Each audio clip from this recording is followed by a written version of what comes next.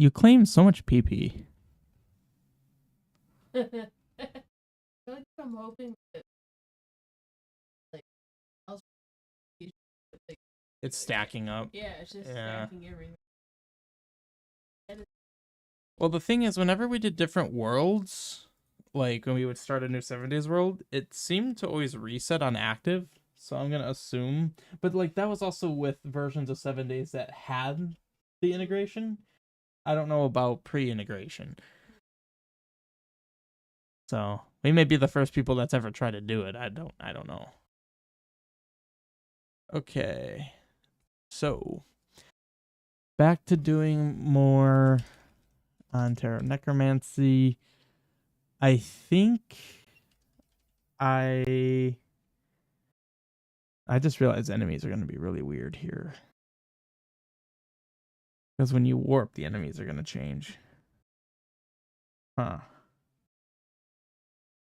Yeah, that'll be odd. So I was having an issue with these scripts here not working.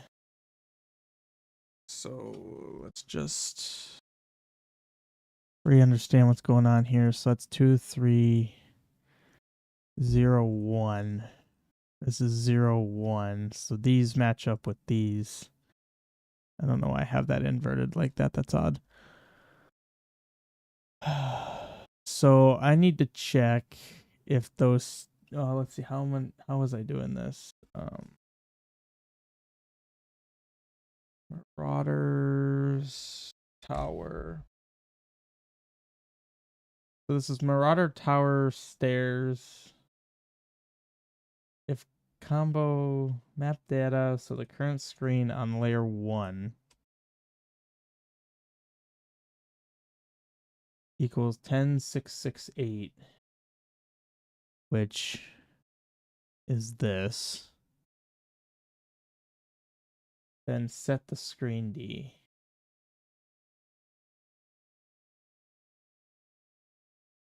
Okay. So this will set a screen D when both of these are triggered. Which of course will not apply when it's upside down, but that's fine. And then down here, we have stairs secrets. And it gets that. So then I could just make this be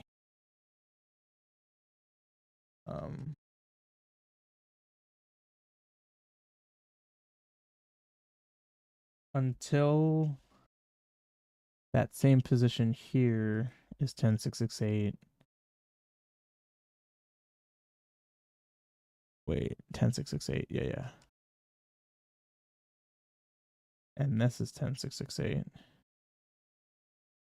And get screen D of 95, which is D map.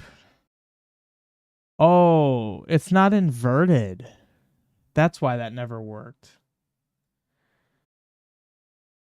Oh, wait, no, that is inverted. This is the inverted tower. Yeah. So, no, that's fine. 95. I wonder if it's not checking the right screen, though, which is what I'm concerned about.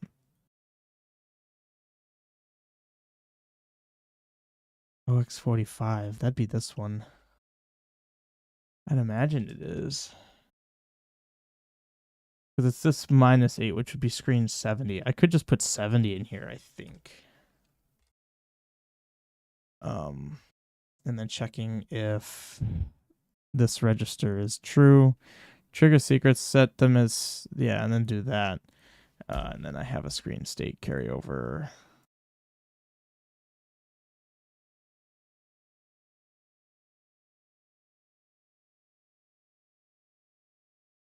And that goes to 3D, which is just simply the other one. Okay. So let's give this a test.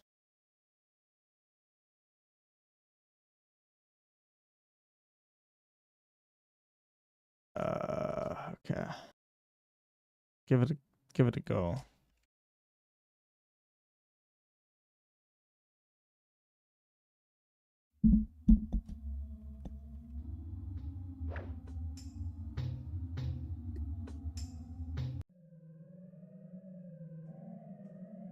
Let's do this one.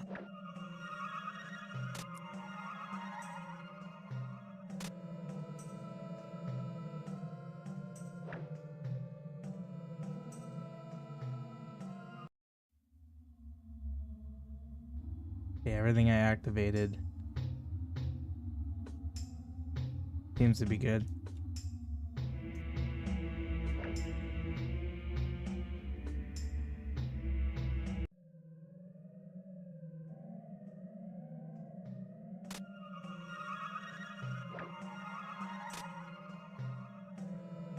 There you go. Yeah, enemies are going to be interesting with this. Wait, what did that look like here? Okay.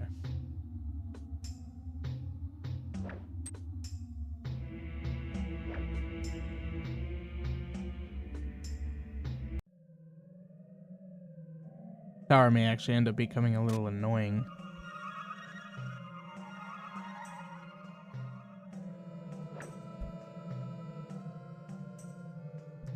Since you're flipping it so many times. States are being carried over properly. That's good.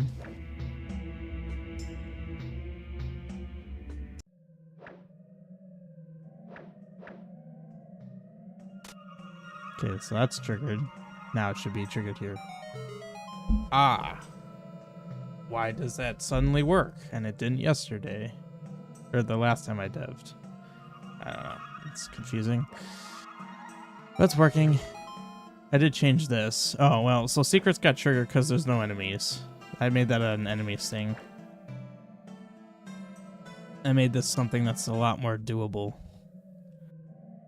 Oh. Okay, yeah, but the issue now is that you fall, which means hitting those triggers does nothing. Honestly, that's easy to fix, though. Like, if I just simply do...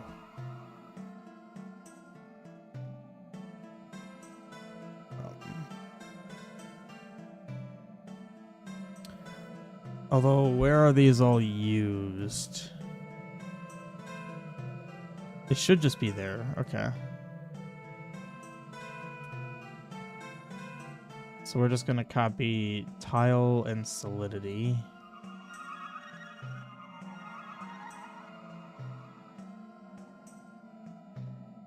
There. So now it actually just works, what I did.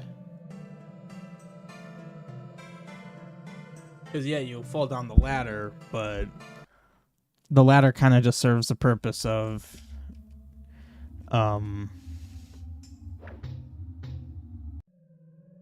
in case you didn't trigger the things, you're able to climb out.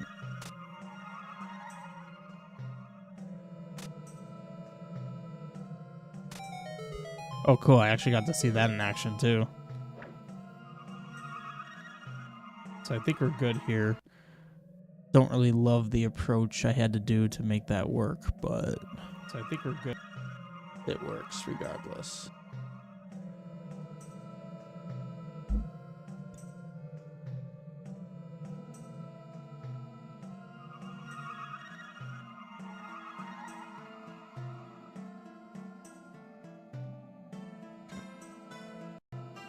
So yeah, then you do this. Yeah, you kind of fall, but otherwise you can climb out if you didn't trigger everything. Whoops. Well, I did not set this up.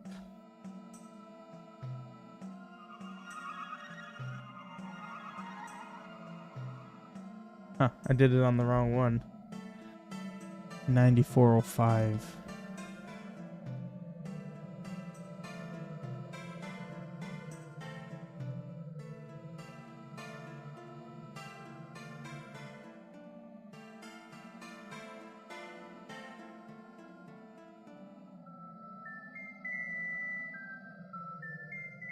There. Okay, let's get rid of that.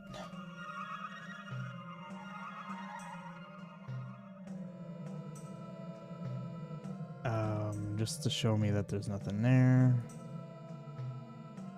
And I need to make sure here. Yeah, I didn't think I did it.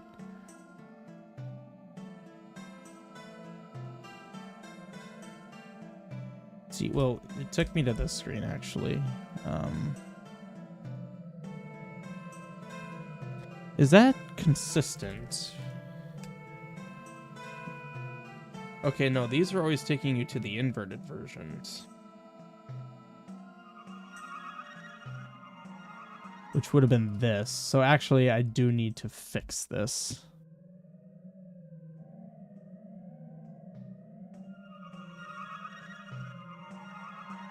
Oh, hang on. That's not good.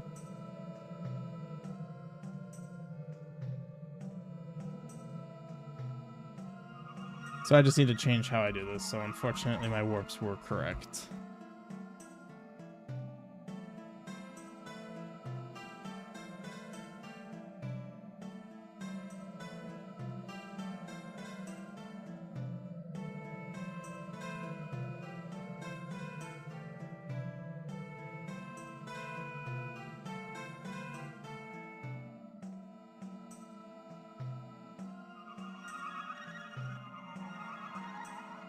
Okay, so I just need it to be where you need to climb up.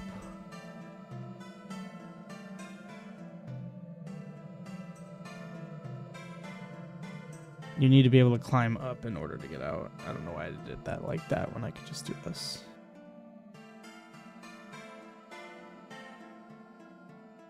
There we go. That's better.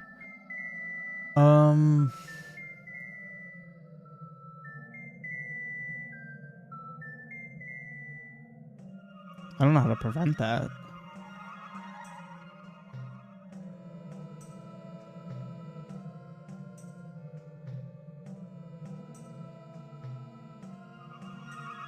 What?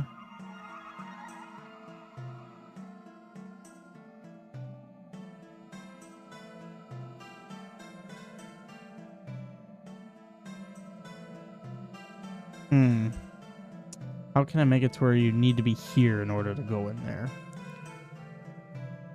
Oh, very easily, in fact.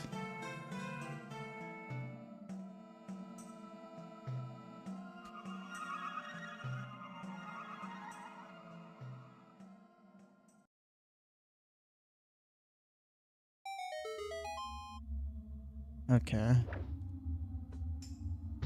Well, this is a problem, though, because with it being... Oh, jeez. With it being enemy-based, you could just kill all enemies. Well, no, actually, you can't. I was going to say you could just camp out there, but you actually can't. Well, but you can. You just stand there.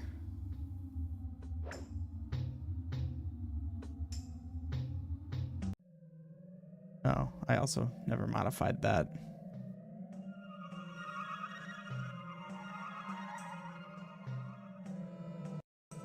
I didn't really need to save there, but oh well.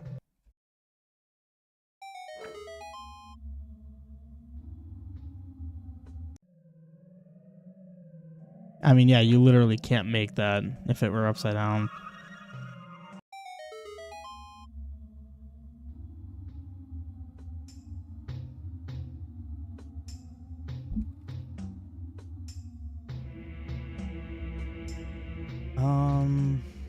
I mean, technically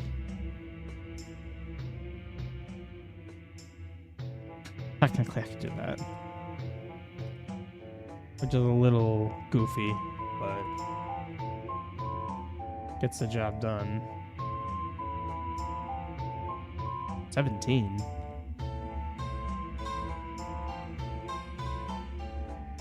Why 17? There, now I'm curious how that'll behave.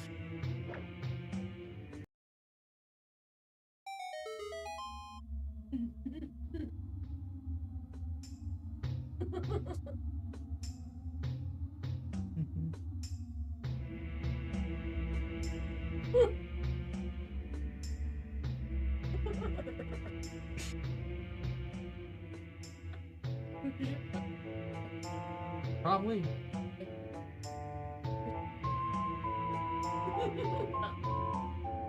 Very well it picked you up. Very clearly, in fact.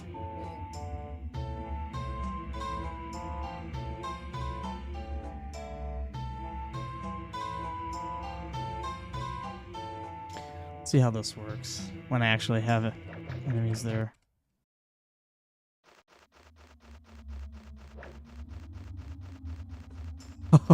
That's weird. No.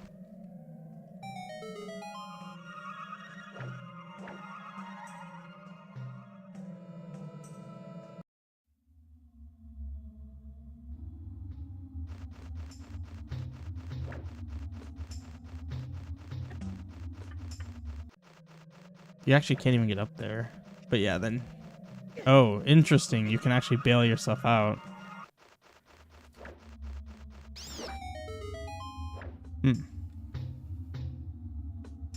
Uh-huh. I just realized, how would I actually get over there, though?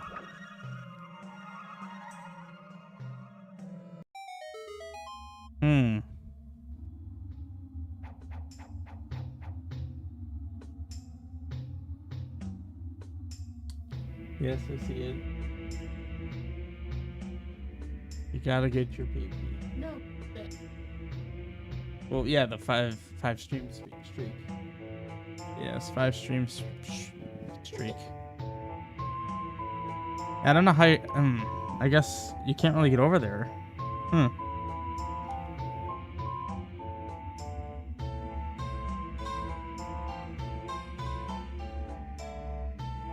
Let's see. Is there really no way I can get over there? Like, what if I... Well... Alright.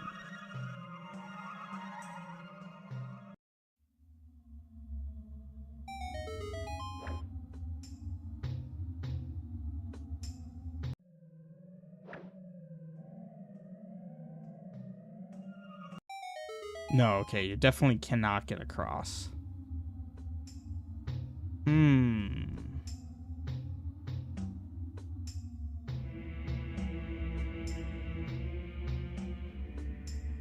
I guess I can just do that.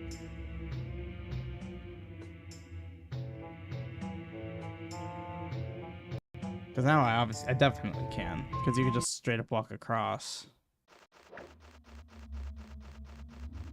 It grabbing the bat is funny. Apparently I got hit. Yeah, because you could just go here. Oh. Well, in the case that you kill them both.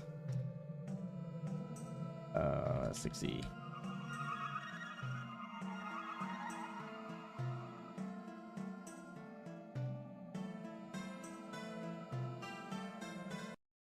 There.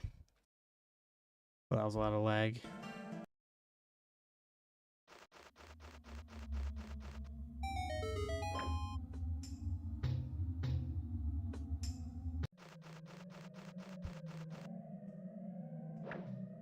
Yeah, you could just walk right across that.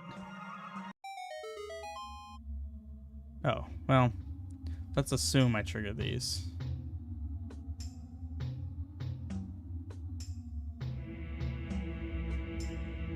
Oh, I forgot a thing.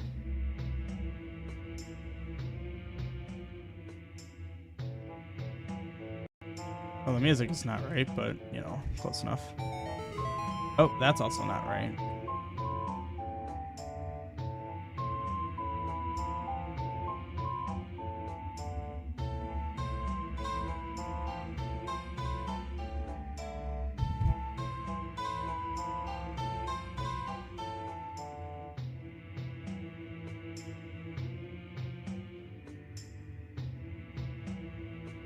Okay, I think I'm good to test every tower. Oh, wait. No, I'm not.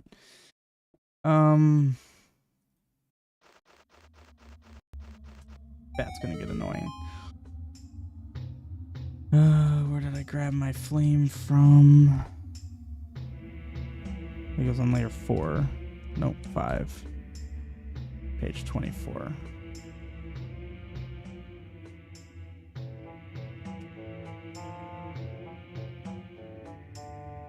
are. I need to be layer 5. Do that there. And 16. On top. And this is OX25. Oh, what map? 89 OX25.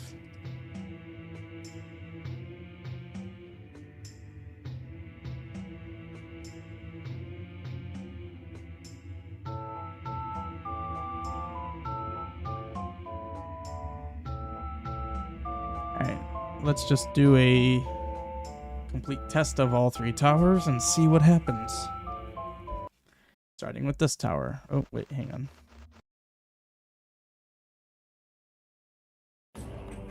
So you can't get into there.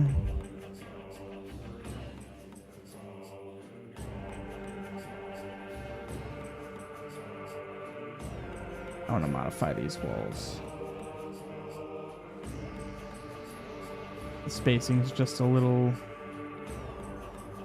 awkward.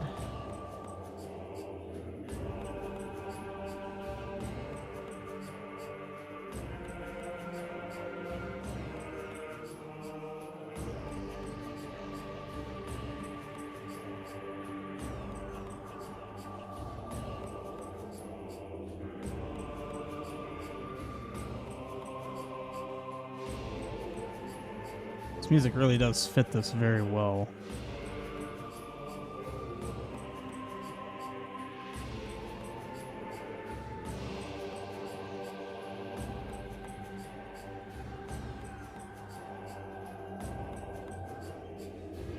There we go. And then I might as well throw in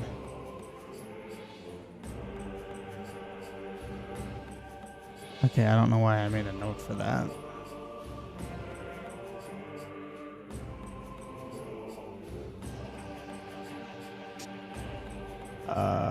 I guess I didn't make an alias for these trees. I swear I did.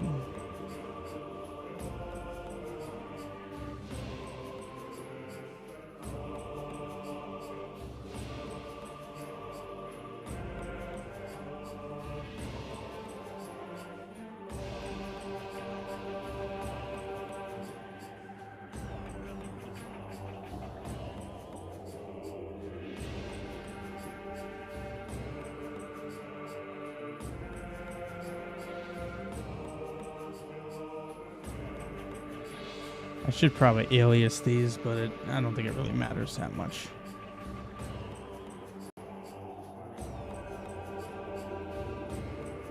What? Of course, I was on 2.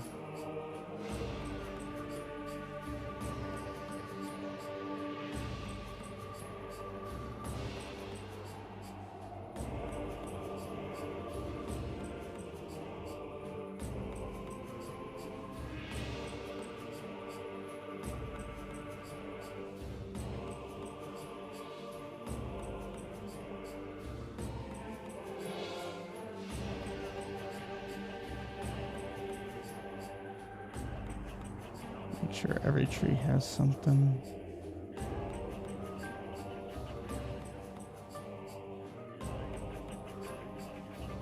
There we go.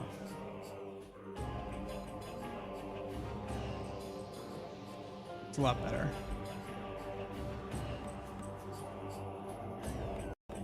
Alright, so let's see how this works.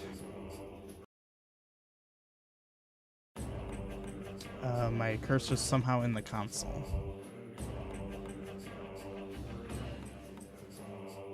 There. That looks cool. Alright, let's start doing these towers.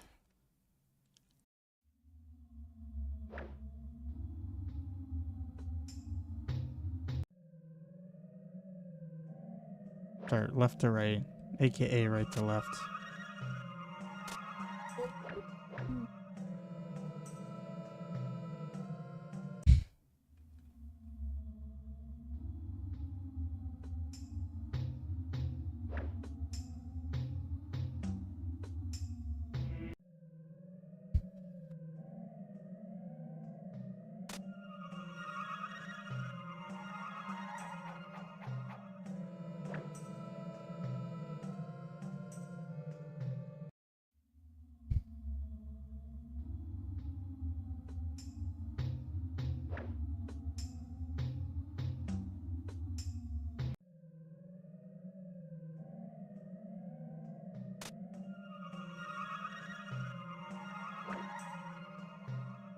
Yeah, one more.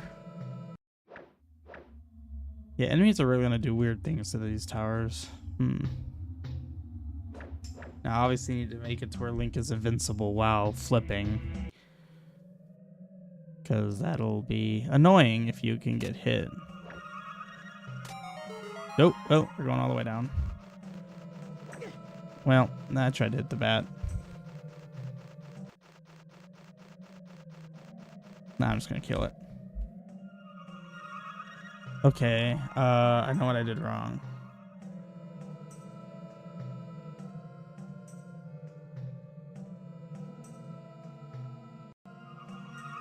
Not worth resetting stuff.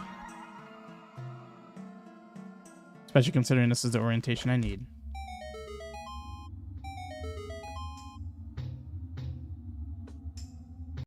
A lot of carryover states. Alright, here we go. Let's light the thing. Cool. You know, it's actually funny if you are very thorough with your exploration and have a good enough money, you'll actually have this candle coming into here. Whoops. Well, that's not gonna do anything. Yeah, you'll actually have this candle, which does apparently the same amount of damage. Huh. So you can F6. Which is probably what most people will do. Otherwise, at least for this tower, well, that item's vanishing. I think you can just basically go straight down here. Yeah. Right by the exit. Apparently, I never set that one up. Go figure.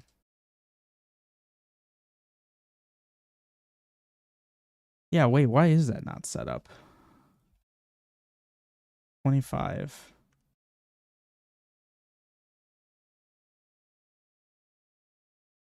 Oh, 80. No, Galito Shoal. SCI Galito Shoal. There. That's annoying. Whoop. All right. All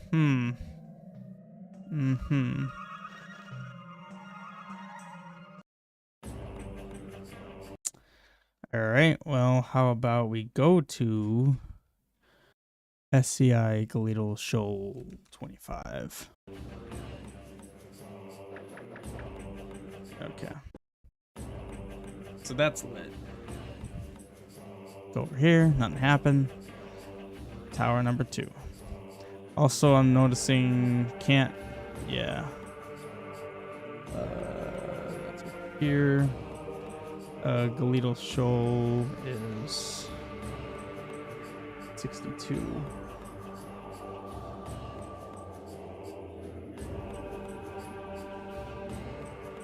Oh, okay, that's for my footprints. Ah, here we go.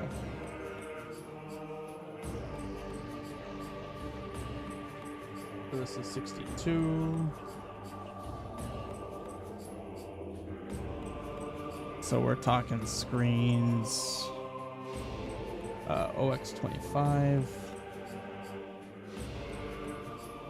And layers 5? Well, it'll be 5 and 3. Why'd I do 5? Interesting. Okay. That's a little annoying I did it that way. 5 and 3, 5 and 3. There's going to be 3 of these entries because it's for 25, 35.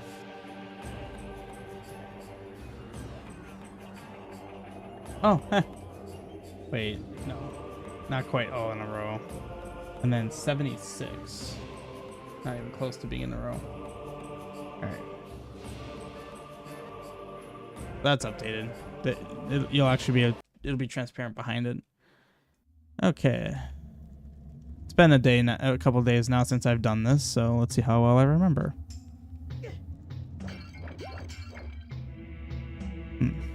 Okay.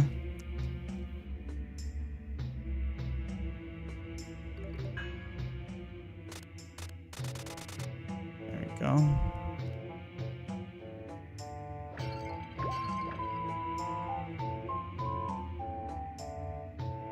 Believe this one was a little bit complicated. This might be the most complicated one of the three.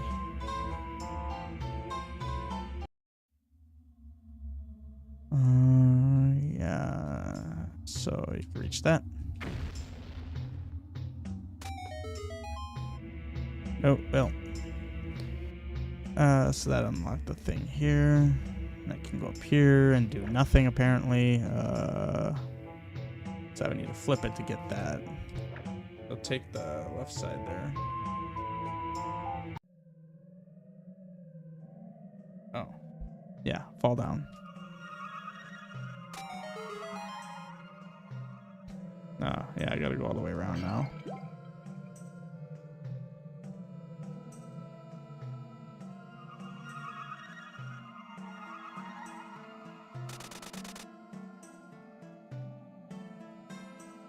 I'm debating about putting these pots upside down. I don't have a map. So I guess I'm just doing that. Okay.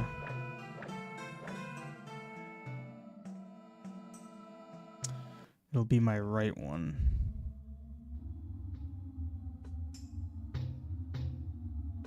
Left one. Dang it.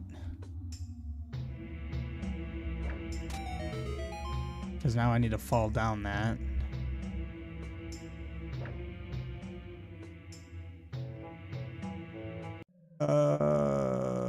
Shoot. Okay, I keep forgetting. What actually is the quickest route to hitting that switch? Just climbing up from there, but you can't. Because it's upside down, which means you can go that way. I guess it would be this, eh? Because I kept saying, like, what would be the quickest route, but I was always wrong. I think it's because I was taking that way. There we go.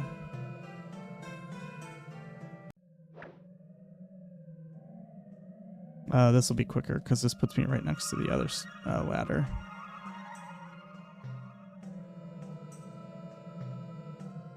Okay. Here's tower number 2. Oh, missed. Cool. And the way out should be fairly easy. Although you can't get out in the inverted, so you would basically just hit this. If you didn't want to F6. Like if you're doing an anti-F6 run, you would just simply do that. So now we have that flame. I don't know if I paid attention. Yeah, that's set. There we go. And then we have this one. I'm pretty sure I wrote the script for this. Let me just double check. Marauder Cove opens.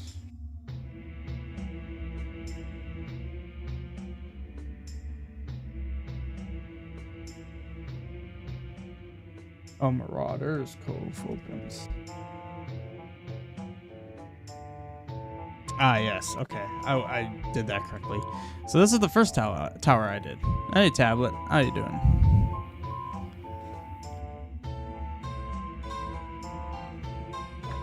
So the first tower. All right. Still want to find a way to not have to have a key there.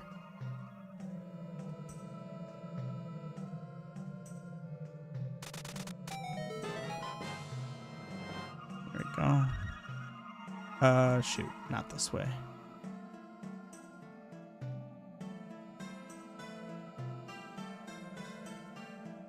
Unlock this. Hit this. Do I technically want to do that now? Because hang on, yeah, this needs to be upside down, right? Yeah. Or it needs to be right side up, rather. Because I could just hit that, and this will deliver me right to it. Lovely. Now I think I'm done here, and I have to go down this way.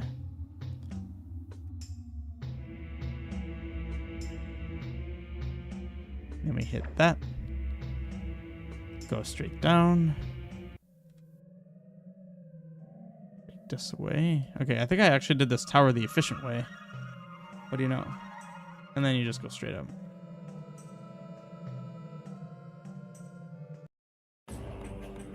Now let's do Din's Fire for fun. Alright. So all 3 are hit. Should be open. Unfortunately, it's a bit of a hike if you don't want to F6. I have no idea how that swords collided there. Oh shoot, I gotta get over here. Okay. Actually, that's not true. I could have fallen from over there. Alright. That's it. Yeah, I went the long way. Oh wait, no I didn't. It's up here. There it is. Okay. The one thing I didn't do is play a sound effect. Audio, play sound, SFX. No. Yeah, SFX. Oops. Secrets. There. Now it'll actually play a secret sound instead of just doing the rumble. All right. I'm doing level 8 now. The mechanics exist to open level 8, so naturally now it's time to do level 8.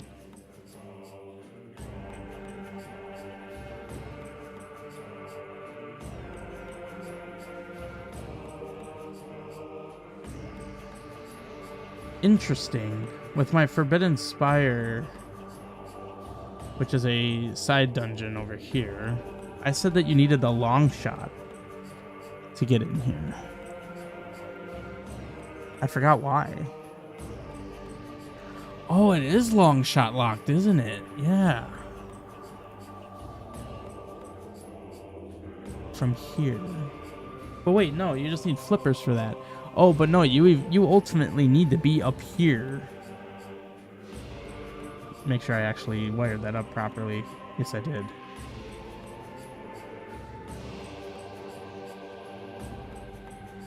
Wait, where does this actually take you? Ah, I never actually did this.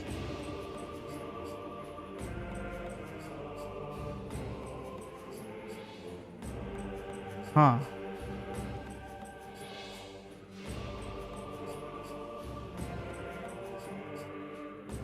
As cool of an idea as that is, I don't like it.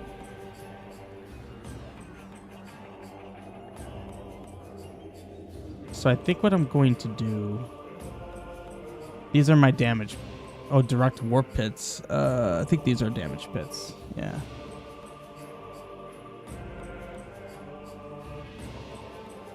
Let's do that. I'm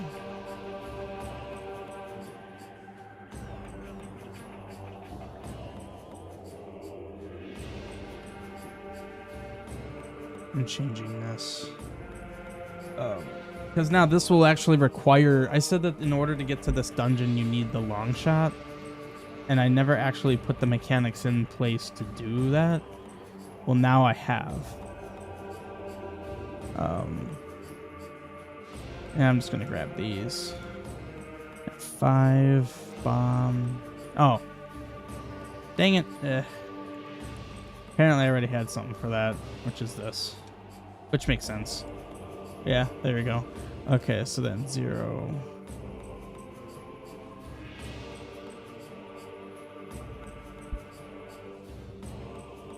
Feeling lazy right now. I can always change how this works, how this looks. Now the question is how do you get out? Well, I can make that very easy.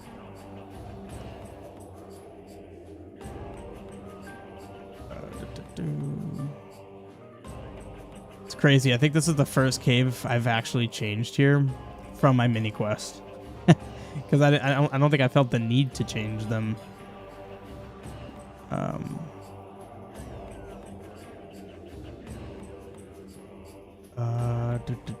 we go.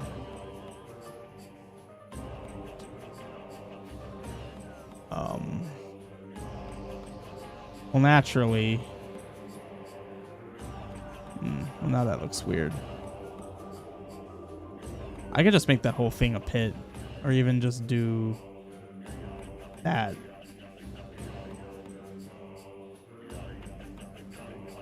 Whoa. Just random 96s everywhere.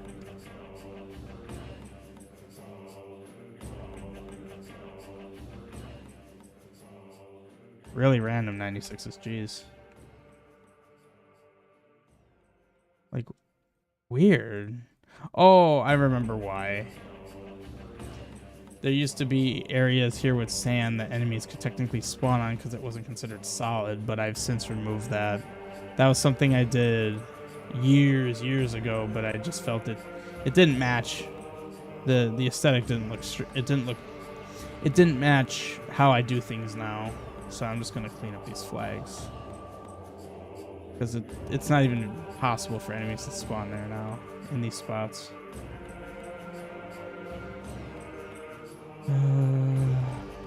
There's some here. 35.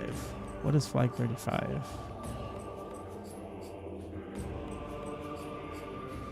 35. Trap. No. That doesn't make any sense. Clearly, yeah, it doesn't make any sense to do that. And these pits here are probably not correct because they look like my direct warps. These need to be these. There. Although it just occurred to me. Wait, you can't actually get across. Perfect. I still have these. Page 18. There you are. We're just gonna straight up put you there. Perfect. Well, wait. How are you gonna hookshot with the rocks there? Jeez. Yeah, let's put that there, actually. Yeah, there we go. So simply me doing that now makes it to where this dungeon over here requires the long shot. Because in order to get there, and the only way there is from this staircase here. Ooh. That looked weird. I saw that.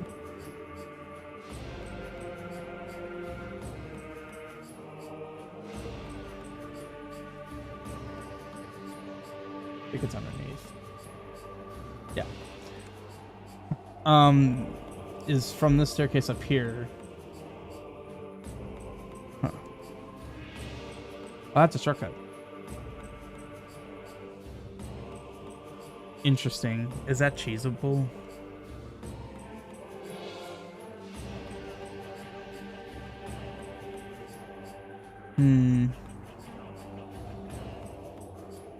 You could technically throw a candle through that, which means you could get through.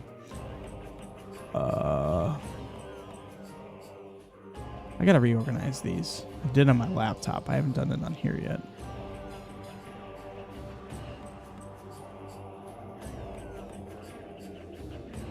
I don't think you could hit that now. But now you can't even get through. I mean, that's fine, actually.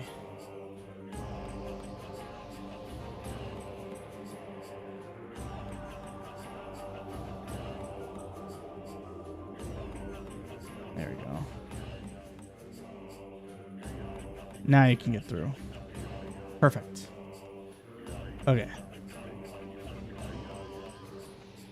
Din's Fire might actually technically be able to do that, but if you already have Din's Fire at that point, I suppose. Yeah, because then otherwise you need a long shot across here to get down here, which takes you here, which unlocks this path, and this is ultimately the long path, which, by the way, connects down here, which you can get with the flippers, and ultimately up to here,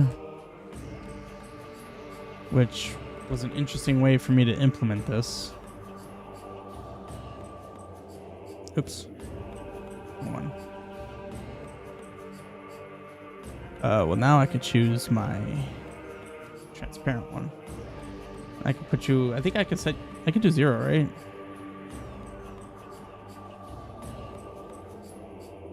Brilliant. Nice. Now that looks good.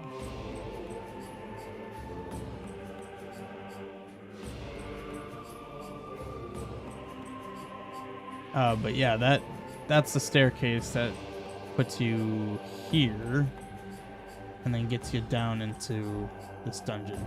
Okay, so this dungeon isn't actually something I'm going to worry about because you don't get the long you get the long shot at level 9. So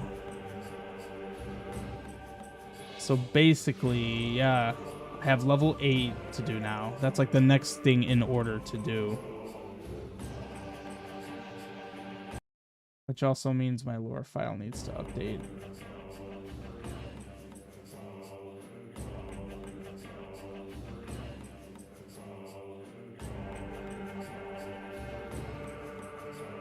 Yeah, I need to move it in my lore file.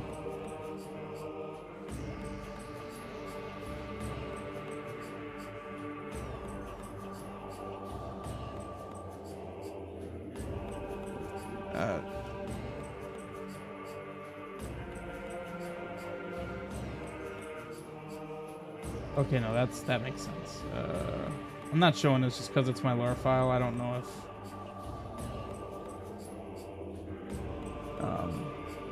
anyone would want to spoilers, you know.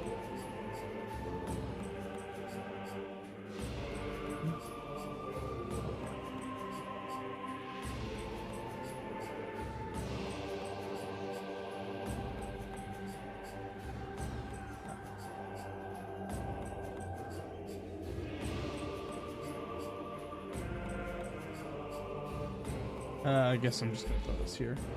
Just a huge excerpt of lore needed to get moved, and I don't have anywhere to put it yet. Okay, so level 8. Unfortunately, this is where the graph paper comes out. So, let's see. Level 8 is over here. I already started where it's going to be. It's gonna actually be a top-down dungeon, which is interesting because level 6, 7, and then basically a whole bunch of side stuff in between is side view. So this will be the first not side view thing in a while, oddly enough. But yeah, this is when I do. I pull out the graph paper, so unfortunately, this is basically all it's going to be on screen for now. Oh, yeah, I put the transparency on, so you can see that. Even when the flame's there, it's transparent.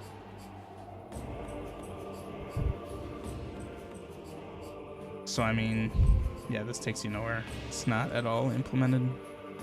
I guess if you're here to actually see development, you're not really going to see anything right now. But if you have any questions or just want to chat about something regarding the quest, go ahead.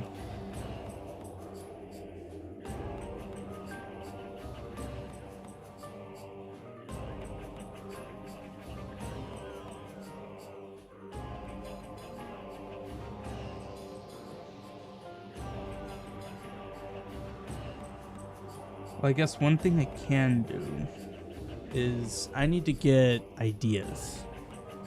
So refer to my huge little thing of notes here.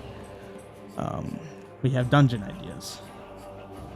And these are all just dungeon ideas that I have had over time. Really? How many levels are there going to be?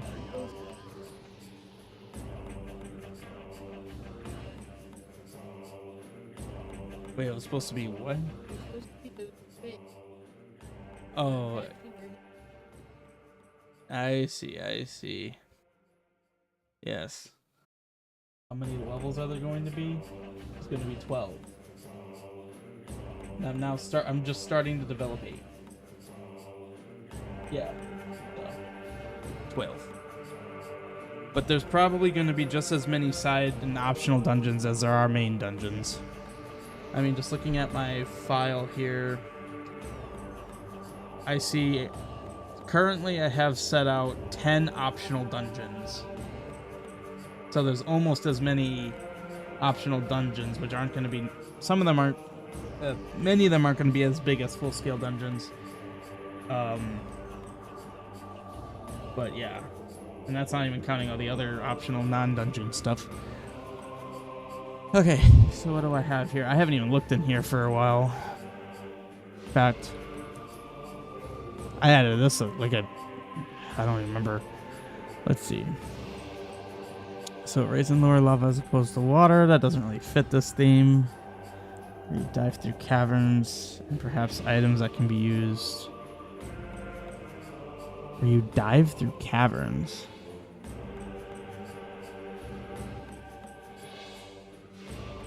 And perhaps items that can be used during that.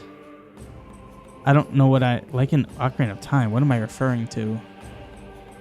Items that can be used during that. I guess just swim and use weapons, I guess?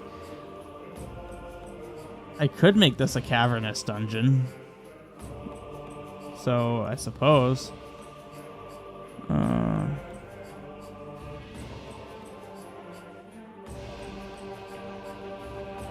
lot of toxic stuffs. I think I have done here because that's basically level 5. Dungeon names.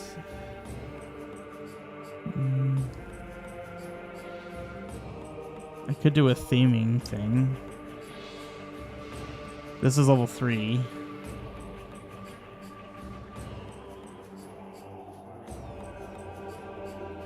Ooh, I kind of like this. So basically there would be like one central waterfall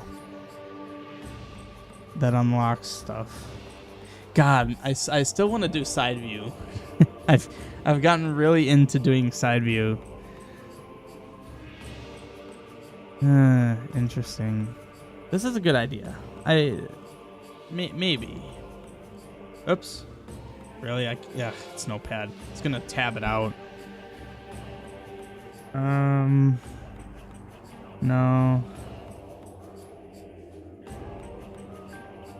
I like when I end ideas with just, I don't know. Drain it layer by layer, and at the end of it, you dive. Optional for something.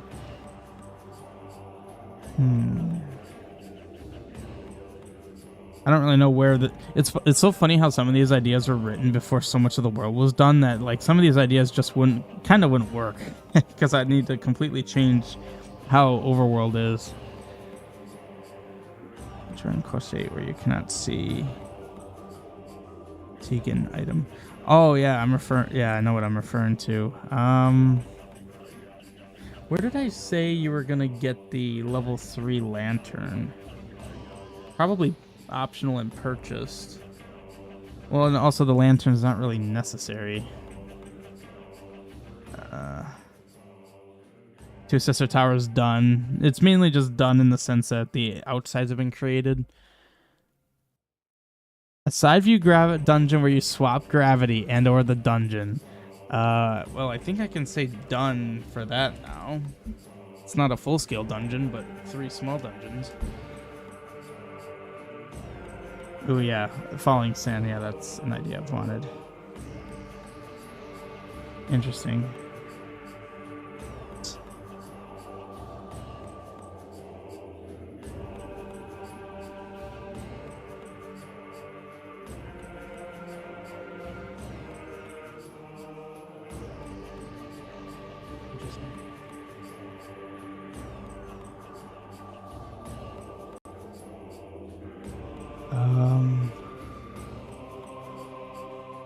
This is still kind of a cool idea.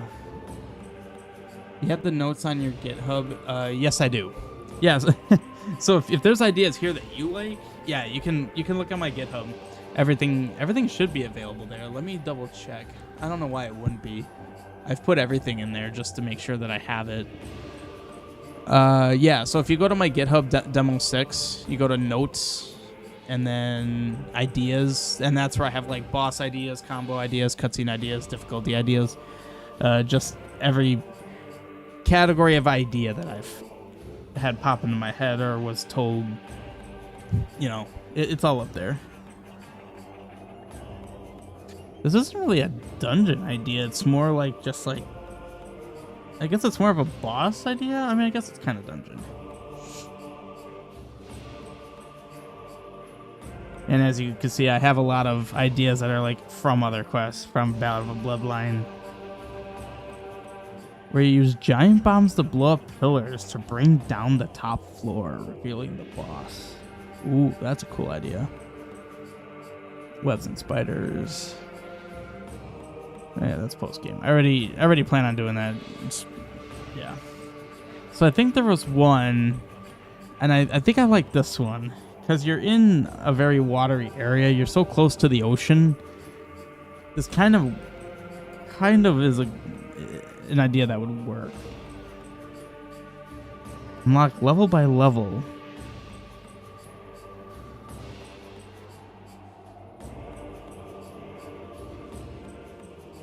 Blocked by an impassable waterfall. I'm trying to actually think how that would work logistically. Because generally waterfalls you can pass through. What would actually be... I was thinking this would be the inverse. You would let water pass to then break through something that would let you through. That's how Sunken Basin from IOR was. Hydro, oh damn. Why something so like modern? That's interesting. And a side idea to this idea, perhaps once all levels are blocked, the pressure causes it to blow, resulting in a wholesomer hidden area to overworld. Oh, interesting. Well, once again, we're kind of past that unless I want to completely change my overworld.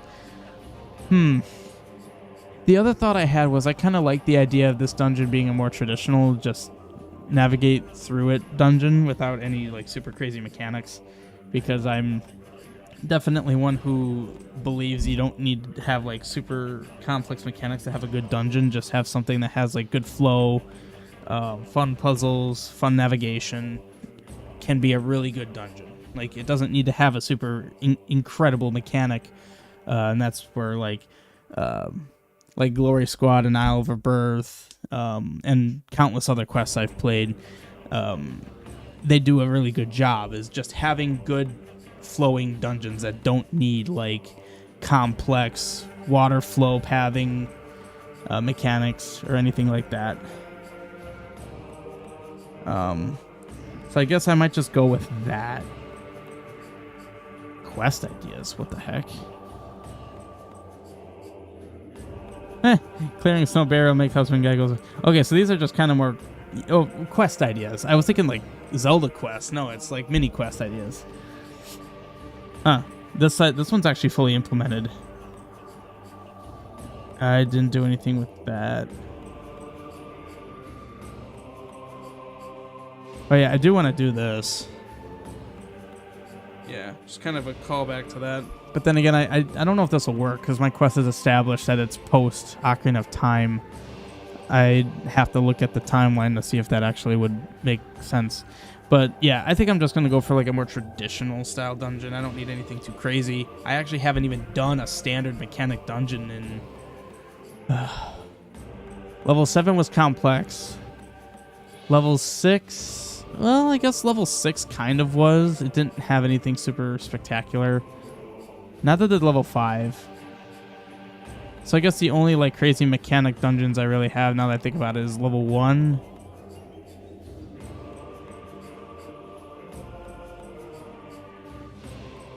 And 7. So maybe a complex mechanic would be kind of fun. Well, and the other thing to note is that this is where you get the wand. So like is there something I could do that's magic themed that you would need magic for? Something that would fit that sort of mechanic, mechanic, I guess.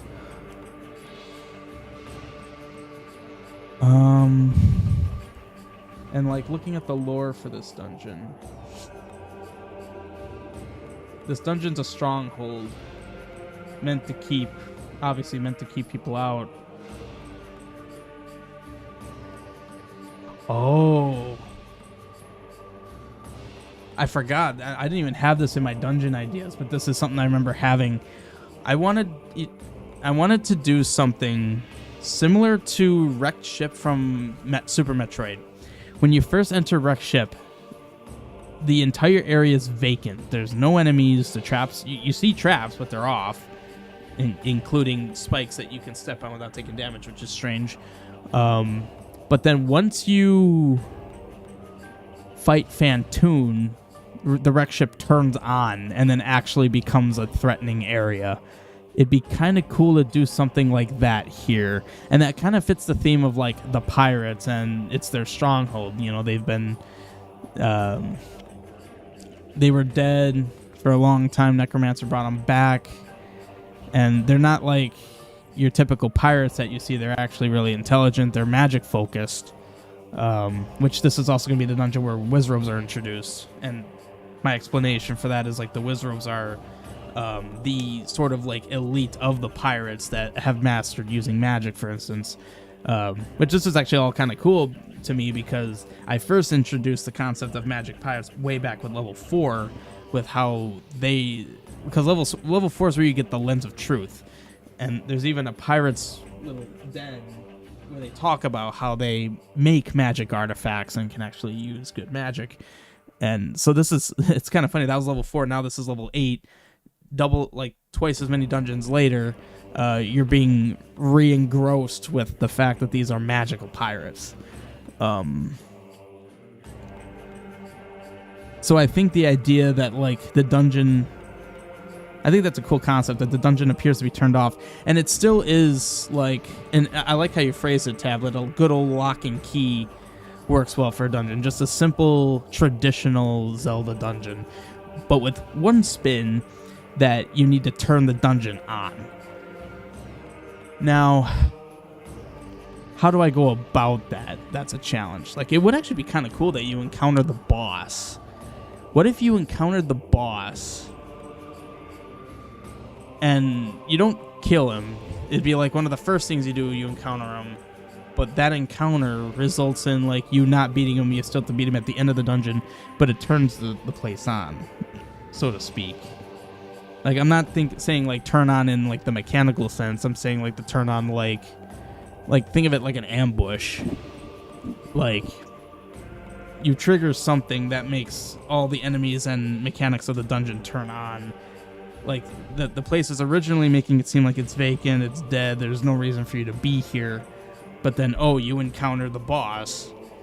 You enrage him or whatever, you know, you don't leave the supposedly vacant place.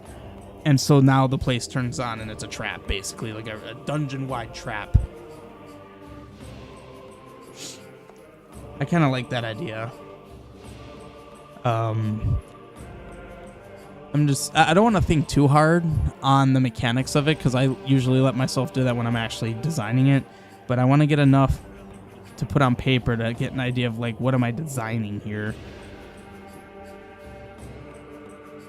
I think it'll be like a traditional dungeon where there'll be, like, triggers, locks, and keys that'll limit where you can go, but there'll be one particular path that you can take that will ultimately, and this actually kind of plays into another idea I had, the one where you enter the boss room before you fight the boss, although technically you do that in level 3 already with Agentum. But maybe that's where you first encounter the boss, and then, it does that typical thing. Maybe a trapdoor opens under your feet, you fall, dungeon's on, get ready to actually dungeon dive here.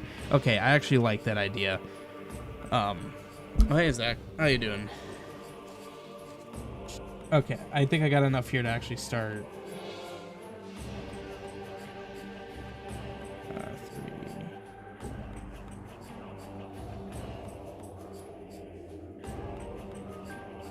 So this stream is gonna be mainly graph paper, and if I get lucky, then maybe I'll start actually placing some combos.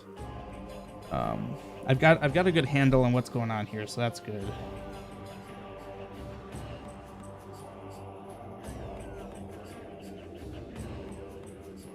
I'll post pictures of what I'm doing on graph paper like I always do, so that you guys can see what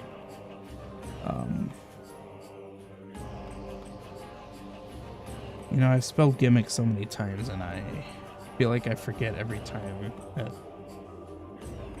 how to spell it. Yes, you came in the very initial planning. Very, very initial.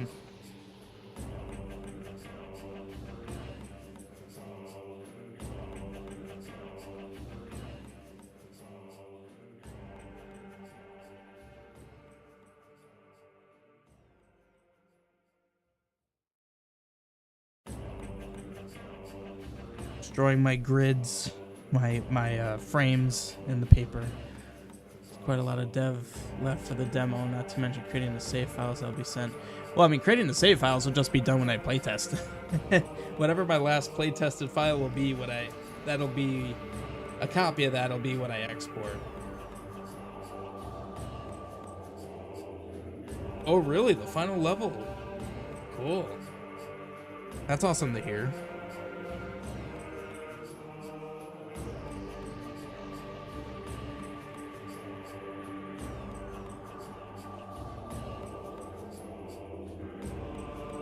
Yeah, my Let's Plays have really died down, but I really do want to play Rosemaster once that's done. I mean, geez, when did I play your last demo? Or that one demo I did? God, that had to be 2019? 2020? Are you doing both Paladin and regular modes for it? I don't know. That means I'd have to play the full, like, what would be like 10 hours of my quest twice. I don't know about that.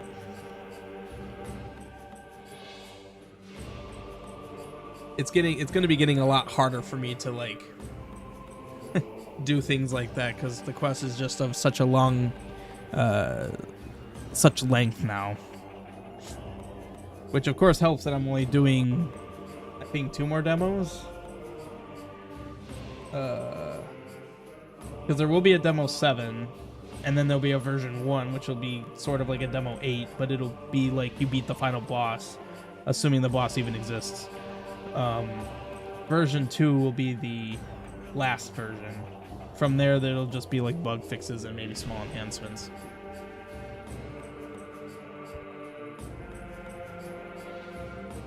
I mean, I also don't need to be the one to create the files, do I?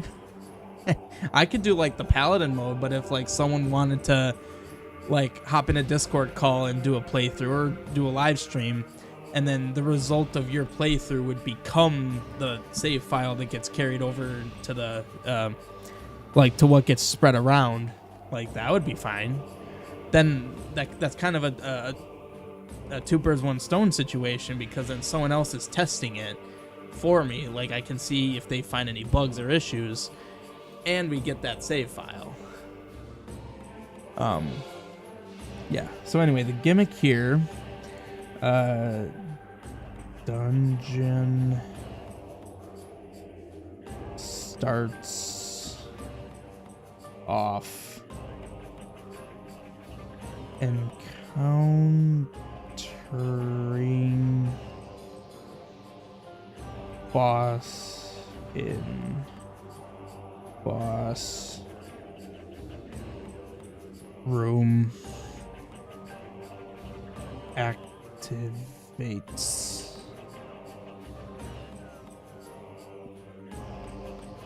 dungeon.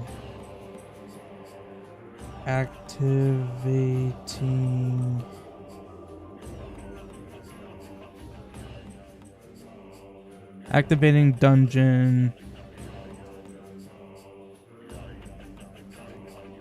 Ooh, I was gonna say activating the dungeon drops link to the bottom. Drops link. How about this? Back into the entrance.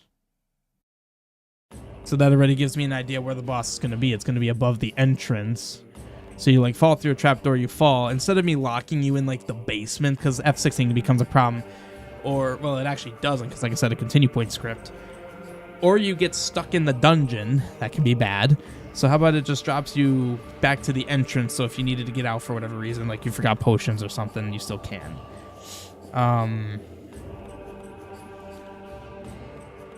And then what else was I saying that I would do for the gimmick? I remembered saying that encountering the boss turns it on. Oh, well, I mean, that's basically it, right?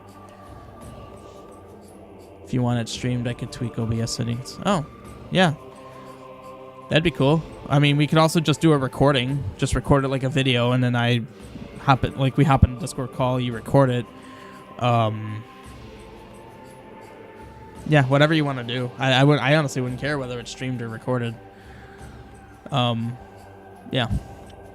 I think that's it for the gimmicks. It's more or less going to be a standard dungeon, which I think is going to be exciting. Okay. So now I'm going to start doing some drafts for what I think I want the layout to be.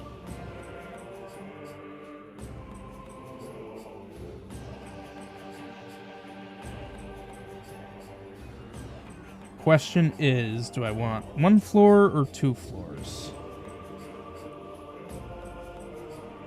And then how many floors I do I want large floors or small floors?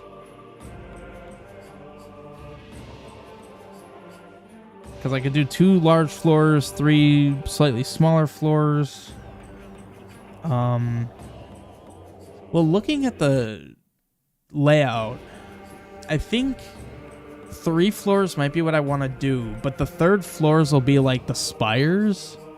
Or no, I think, what if I did 4 floors, but the 3rd and 4th floors are just you going up those towers?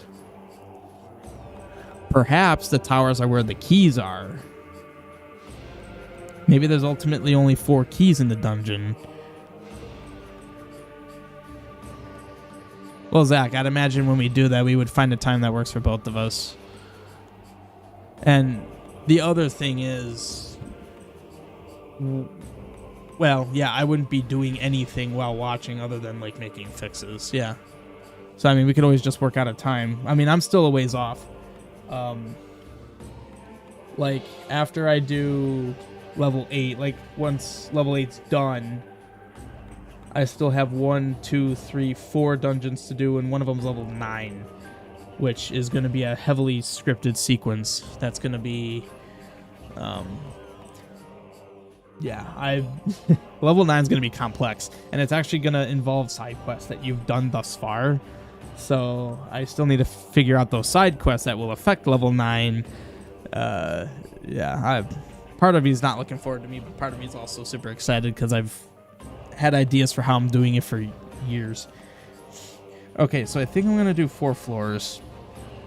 And the top 2 floors are simply the spires, which could just simply be like if you, and this is actually kind of a trend I've done, where each layer, I don't know why I'm doing it that way, where each layer is a floor. So like 1, 2, 3, 4, 5, 6. So this is like 6 tiles high. I could almost make that how many floors there are, but of course, like I said, 1, 2, that'd be 3 large floors. I think I'd be fine just doing 2 large floors and then 2 small floors. Also, the events of level 9 will be determined by how much... I mean, the ultimate end of level 9 will probably be mostly the same, but like... How do I describe it? It'll be like Final Fantasy VI, without releasing too much information about it. However many characters you saved in the world of Ruin in Final Fantasy VI depends on the end credits of Final Fantasy VI. Think of it like that.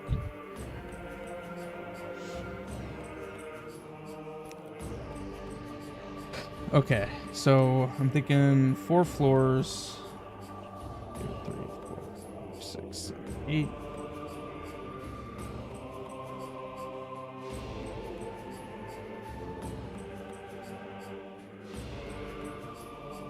So now what do I want the design of these maps to be?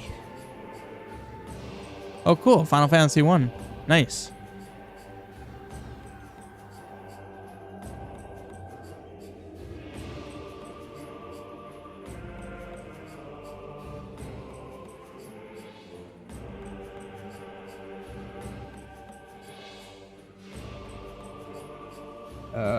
Okay, so let's do... I don't think I'm going to do any basements, which I think will be a first.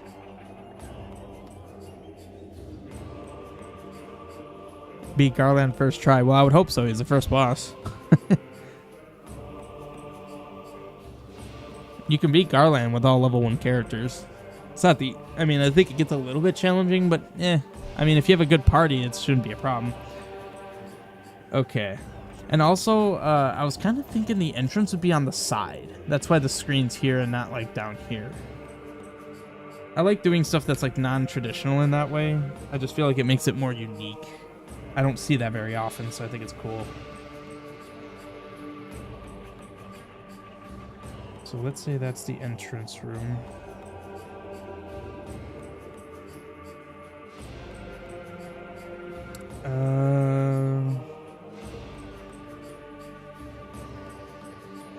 It's a pirate dungeon.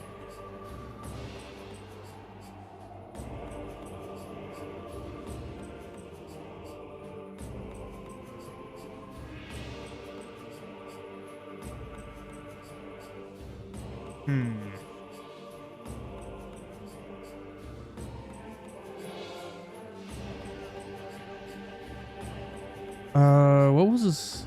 Level 9 from first quest. I wouldn't want it that big.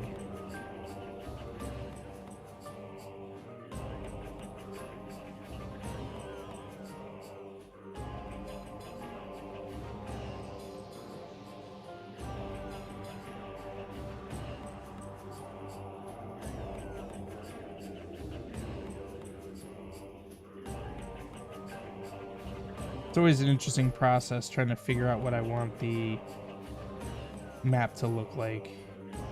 Because it's kind of a fun element to making a map that looks cool, but also is functional. But technically it's, from my experience, I've always been able to make it work.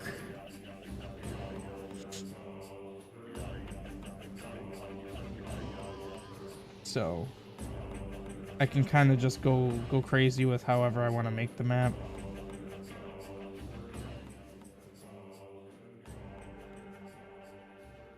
I was kind of thinking like a skull, because it's a pirate's fort. So you would think that it would be something akin to that.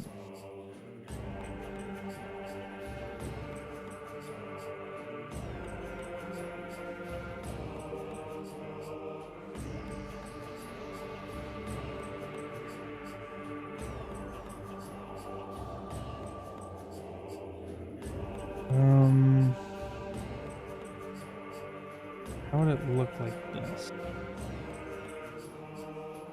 Making it a little bit bigger, but it also connects.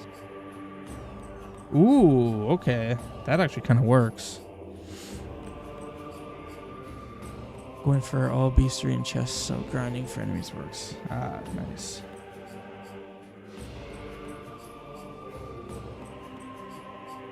What would it look like if I did that? No, I don't like that.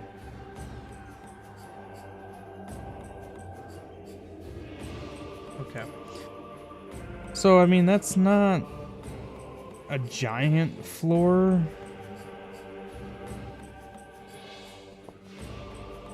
But honestly, first and second floor could be the same.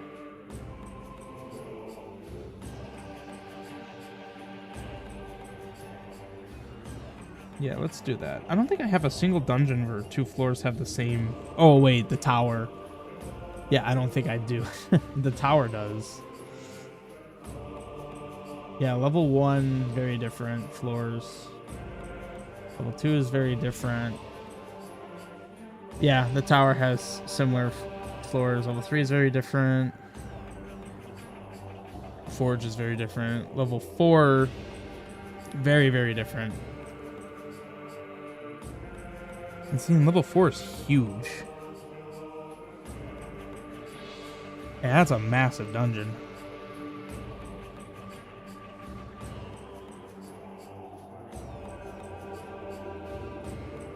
Yeah, I'd say level 5 is smaller. Actually, level 5 is definitely smaller than level 4. So I guess I shouldn't need to worry that much. Sealed Abyss. Very different floors. Then we have 6. 6 is a very unique one. Very different. Those dungeons are also fairly unique. And then 7. Yeah, 7 definitely has a different kind of look and layout to it.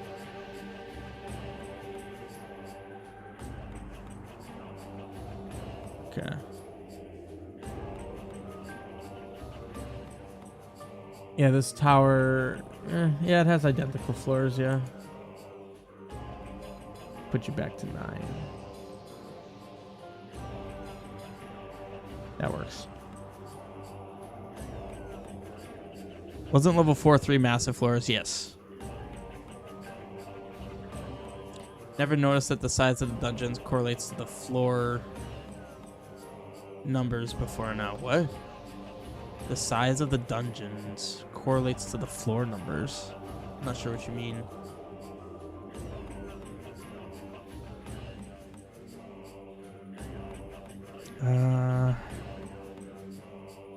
I don't know if I want it to be the exact same. I don't know if I want that.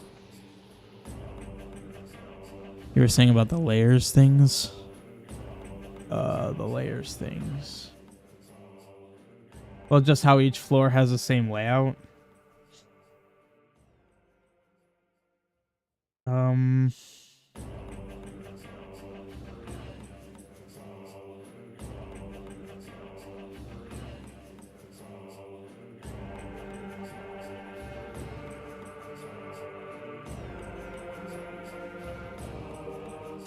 Okay, I think that works.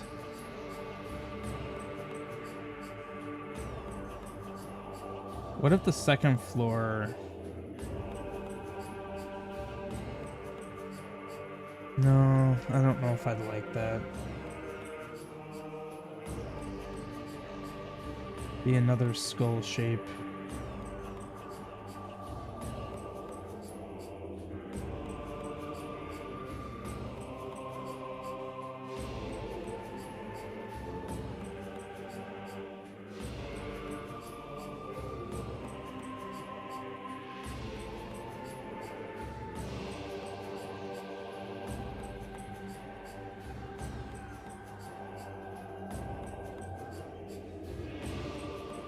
Oh, so then if the boss is above the entrance, if that's the entrance,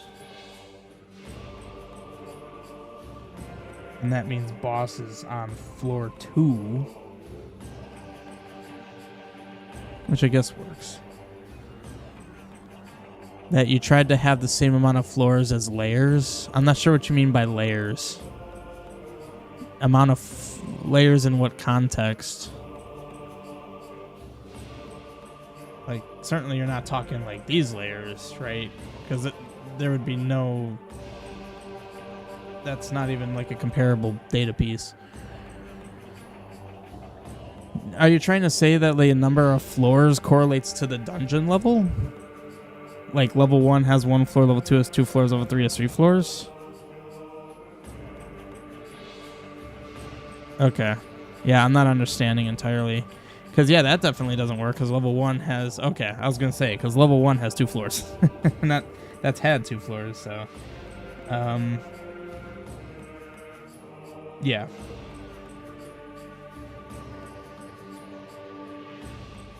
So then I think... For the spires... We'll do something like this. The spires are easy. I'm thinking they'll just be 2x2s. 2 2x2s. Yeah, I think that would work. I could do a 5th floor, like how I said, oh, you're talking about this, Zach, where the amount of combos up or tiles up is how many floors. That's what you're referring to. Yes. Okay. That's just kind of a self-imposed continuity piece that I've sort of came up with. And that's actually very prevalent if you pay attention to Sumu's Pass. The amount, so like this is 1, 2, 3, 4 tiles up. So so that would mean, and I don't even need to do that. I could just demonstrate it like this. So each of these walls I had correlate to 2 tiles up.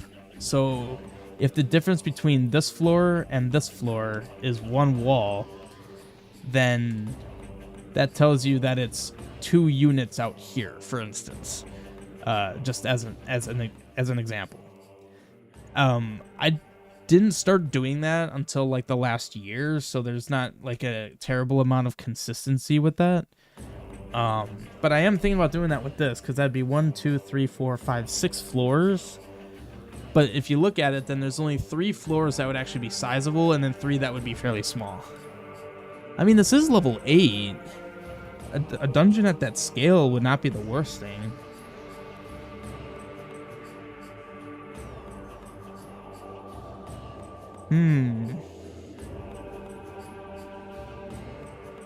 I could do that.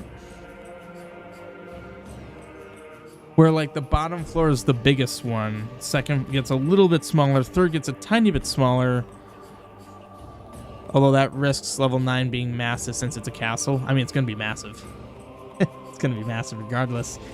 But it's also worth mentioning that, like, yes, Castle in Tyradus is gigantic. It doesn't mean the entire thing is going to be a dungeon. Although, so that is, ooh, that's an idea. What if each screen, 1 screen, 2 screen, 3 screen, was a map? And it was what if level 9 was like level 6, where it was not up floors? Well, it would be up floors. You'd have, I'll be nice and say 2 floors, but then 3 maps. Ooh, God, that'd mean level 9 would be 6, essentially 6 maps worth of dungeon. Thank you, Zach. You gave me that idea.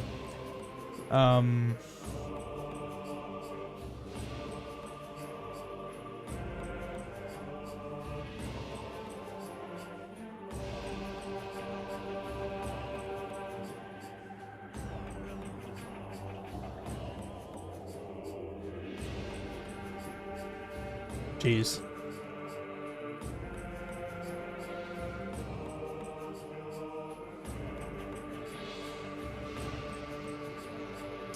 No. I mean, it doesn't mean it's going to be a massive dungeon. It just means it's going to have 6 maps. 6 sounds like a lot, but I mean, if there are only like, say, 20, 30 screens, I mean, that's, if you think about it, that's really not that huge.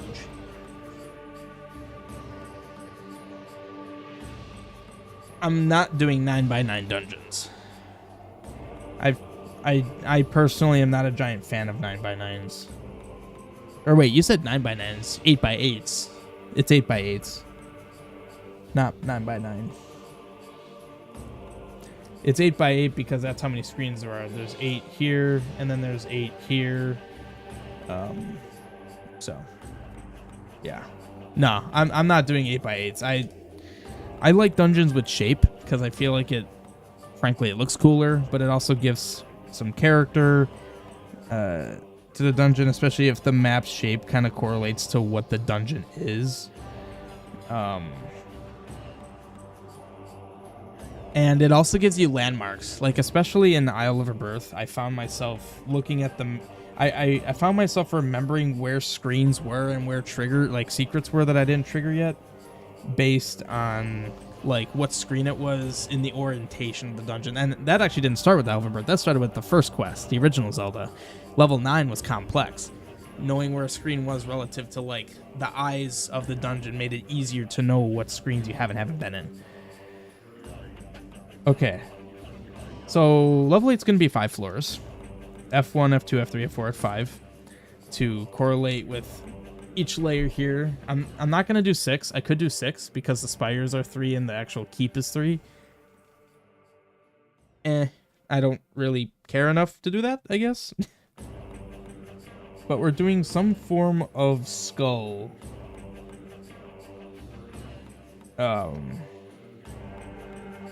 We're doing some form of skull for all 3 of them. Let's see. I need to make this look like a skull. This will be a fairly small skull.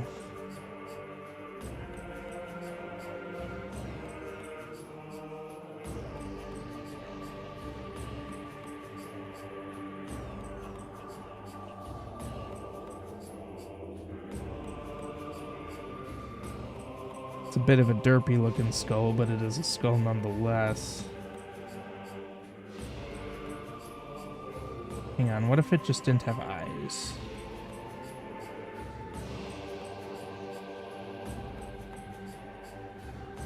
No, I can still do eyes. The eyes would be here. If you guys want pictures of the sketches I'm doing, meaning not just like the final page, but if you want to see sketches, let me know. Basically, it's what I'm doing right now. And technically, I have all the sketches from previous dungeons. I didn't always do sketches. Some dungeons I kind of just went for it, but others I actually did. Oh, I forgot for level 7, I actually tried to like do pre-mapping. Interesting.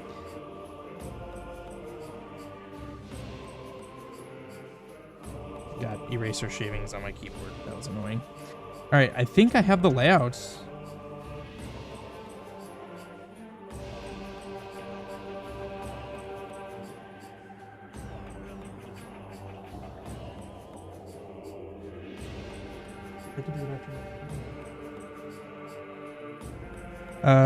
Okay, I think I've got it. I did think about the combo floor thing not being consistent because Temple of Heron has like 3 combos high but only 1 floor. Well, like I said, I've only started doing that in the last year, and Temple of Heron I developed before I knew anything I was doing. I didn't have a pattern to anything when I created Temple of Heron. So that's why it's kind of a self-imposed thing. It's not something to really glean too much information on. Yeah. Okay. I have my...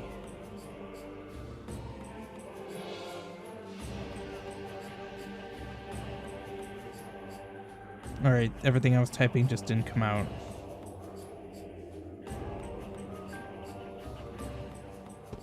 Okay, so I can truly only put 3 floors on one thing here. I took that picture also for my own reference, because now I'm actually drawing it proper like.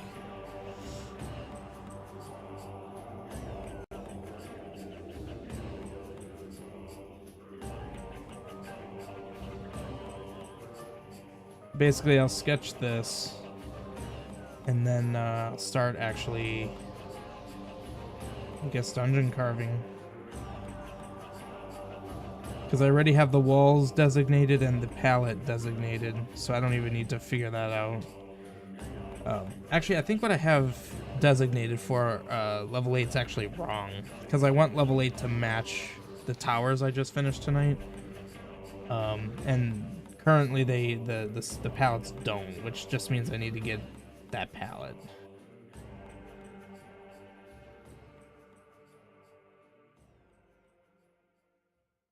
Yeah. Yeah, here we go. And I do 2 screens. That's the middle, so then the screen. I normally like to do this off stream just because you guys can't really see much. But I finished the towers fairly quickly.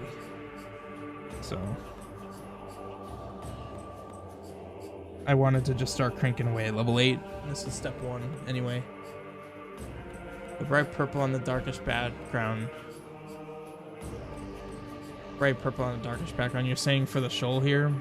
Yeah, I might change that. I haven't been like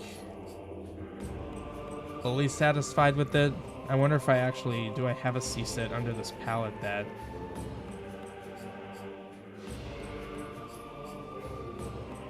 I could technically do that. Perhaps I'll change that. I kind of like the big contrast, honestly. I thought it looked interesting. That it was just a lighter colored sand.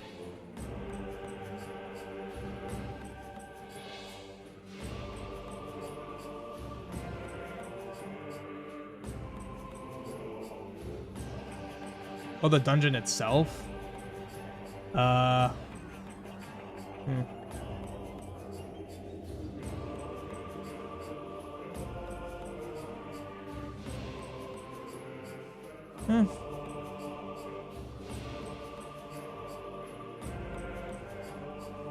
He's saying the bright purple and the darkish background of the dungeon is a big contrast.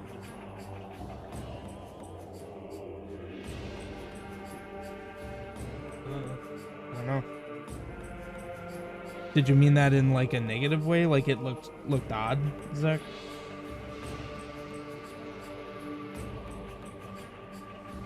Because I assume you were referring to the dungeon walls, like, or the structure's walls.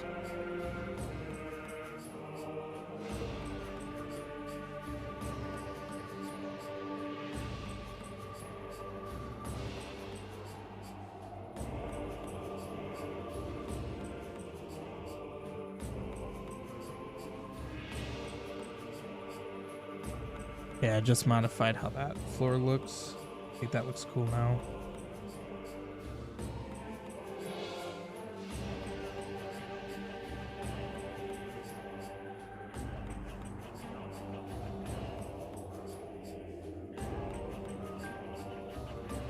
Big dungeon means a lot of squares to draw in.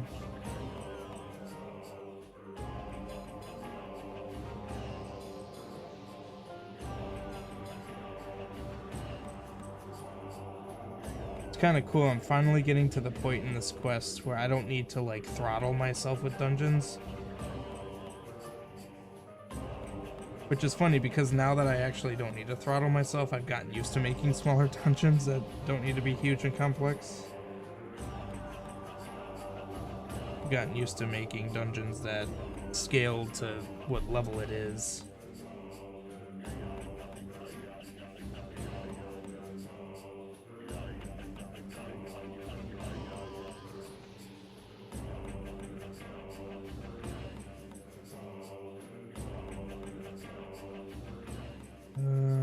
Okay, so now I need to fill in this row.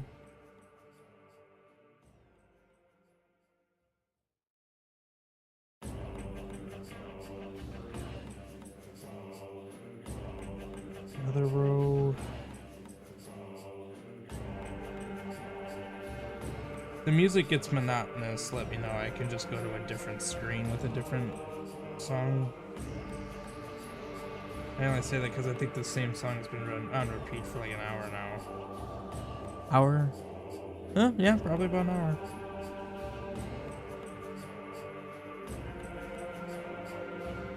If anyone's curious, it's from Metroid Prime 2.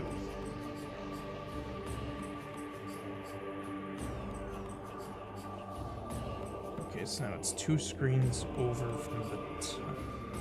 Oh, I didn't stick right into my grids. For F2. Well, I don't really care.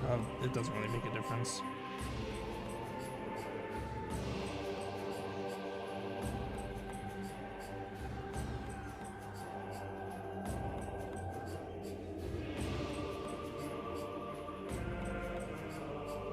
Yeah. Well, I mean, when you get used to looking at certain details in a quest, you start to see them more often. Ever since I started doing quest development, I notice a lot more of that smaller stuff when I do Let's Plays. It almost kind of sucks in some cases. Because I start to notice stuff that's like very much not right, and then I can't unsee it.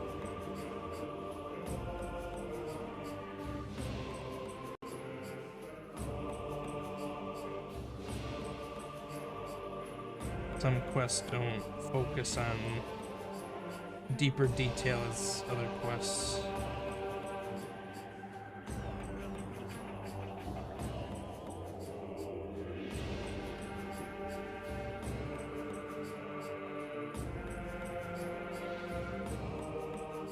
Alright, we have 3 fairly large floors here, I would say. Not gigantic by any means, but a bit larger.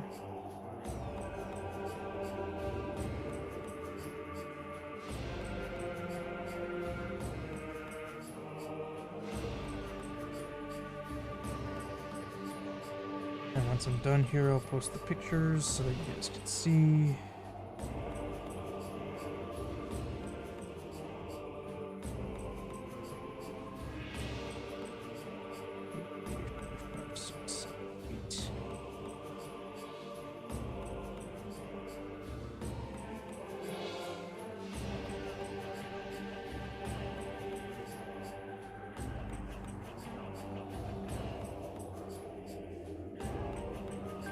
So F4 and 5.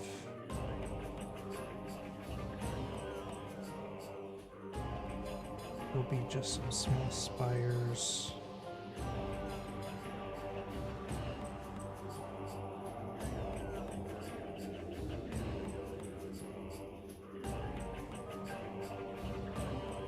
And then I need to designate that this is the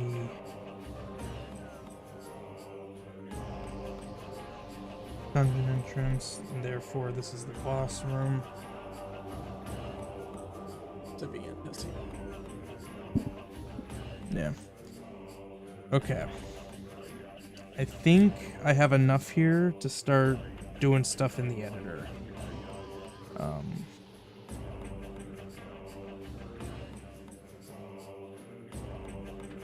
So let's take a So let's take a picture here. Okay. So there you guys go. Level 8. And then I'll ping wants updates. I mean, I just sent the picture to the Discord, what I've been doing for like the last hour or 45 minutes. I'm actually glad I put a picture on Discord, so now I don't need to refer to my notebook.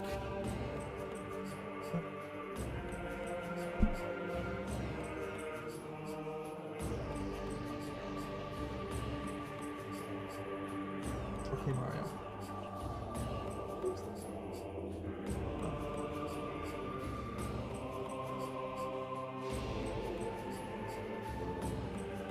Okay. And I already have the map here set. So I guess let's start creating some D maps. So yeah, I'm gonna, well, begin building. I'm gonna start with the D maps, and then I might get some screens done. I don't know how much I'm gonna actually be able to do.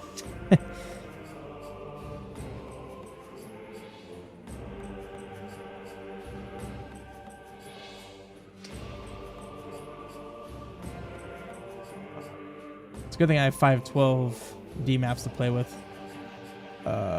So I did actually create this here.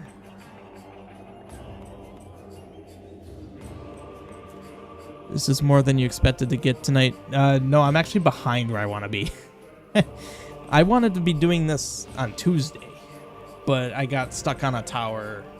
And what's funny is I didn't even change anything with the code and just kind of started working. So I don't really know what I did wrong.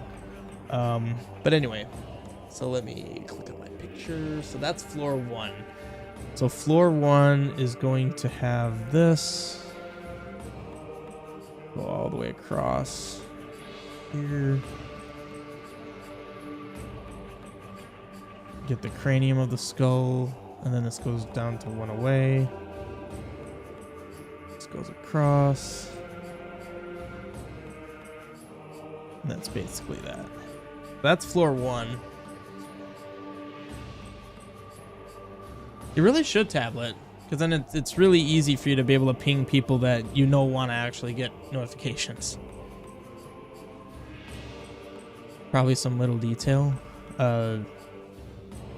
Little detail in in level 8. So that'd be 2. Or no, 20. That'll be the continue point. So the screen I initially placed is unfortunately one of the few screens that aren't even on there. Some little detail. I mean, yeah, there was one screen that just straight up didn't work that I needed to rework. Yeah. Yeah, it was just some small issues. Okay. Yep, I already have Marauder's Cove in here. So actually, wait, that is the right C set. Yeah, the way that looks matches the towers. Cool. So it'll be succinct. Let's alphabetize. Well, actually, that's not alphabetize. All right. So Marauder's Cove, floor 1. Let's see. So Marauder's Cove floor 1. That's the music that's currently set for it. No maps. That's correct. Wow, the first dungeon in such a long time that isn't side view. Unless I make the tower side view, that'd be real interesting. I don't know. Is this the level 8 music? No, this is the outside music for level 8. Honestly, I could probably go there since I have the music set up. This is level 8's music. At least as it currently, it's level 8's music. Soma recommended it to me, and it made sense to be level 8's music. It's Pirate's Fortress from Majora's Mask, and this is a pirate dungeon, so yeah.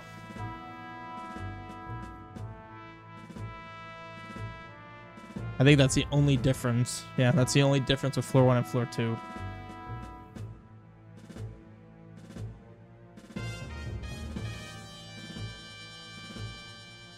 2, 3, 4, 5, 6, 7, 8.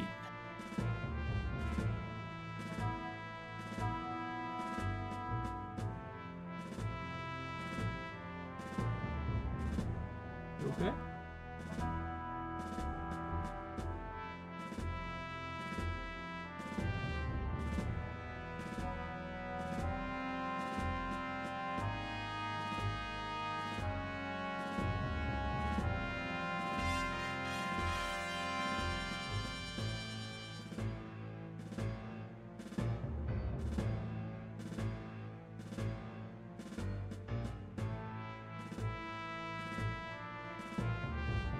Okay. Let me just make sure.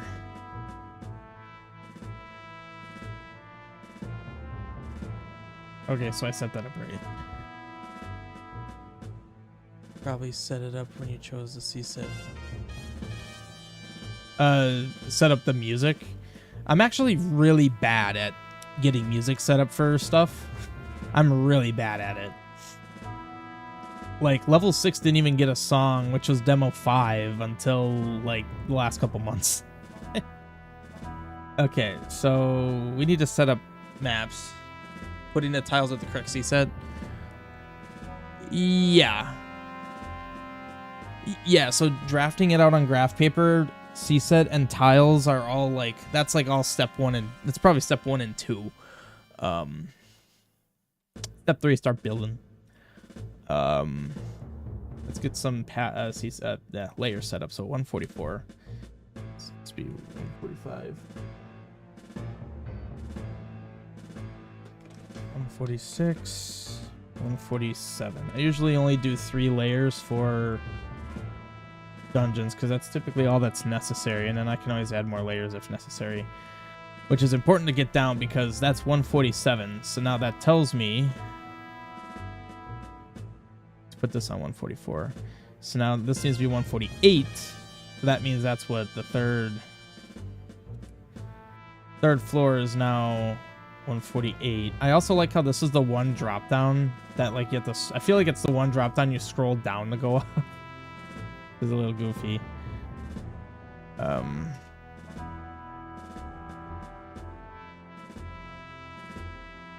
So let's... I'm actually really liking this music. Yeah, 147 maps. but I assume there are many. Yeah, well, I mean, there's a decent amount of blank screens. I've been trying to get more efficient with my map usage lately. If stuff can fit on another map, even if it means I have to manually set up layers, I'll do it. There's a lot of layered maps. So many of these maps are just layer maps. This is a cutscene for the intro cutscene, how it pans through screens. This whole thing doesn't need to exist. I could literally write a script that just draws screens and then like pans them across. In fact, I'm actually glad I just thought of that. I'll do that in demo 6.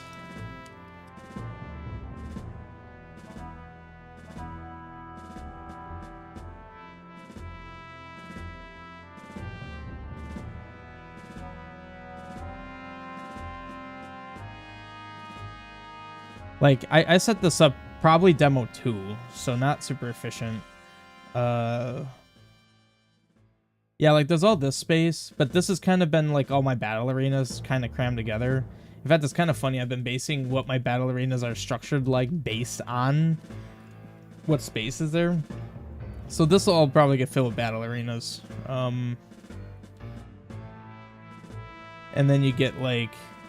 Oh, yeah, those are stuff that was found in Demo 5 that I need to fix. I forgot what I was going to say. Just dungeon maps. I was actually really efficient with the maps in the Seas Guard Tower. I manually set up layers. Otherwise, like, these are residences, so technically a lot of that I could put something in. Level 4 takes up a lot of screens. And then I have my cleansing temples in here. This is me being efficient. I just put them there because they fit there. Because, like, it's tough, right? Because I can't just drop the stuff in because there's going to be layers. So I need to make sure that this map and this map and this map and this map are available, which they were. So I was able to use that. This looks really nasty because these are all layers here. So I was trying to be as efficient as I can, putting layers there. And then here's a bunch of layers here, too. A lot of white space here.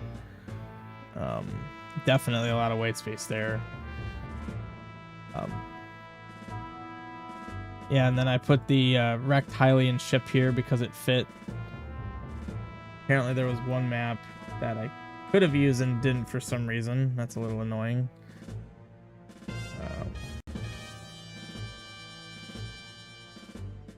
Yeah, level 6 takes up a lot of space. Yeah, I mean, I'm just trying to be more efficient on map usage. Trying to do better at that. Hopefully I don't run out. That would really suck, wouldn't it? Anyway, what was I doing?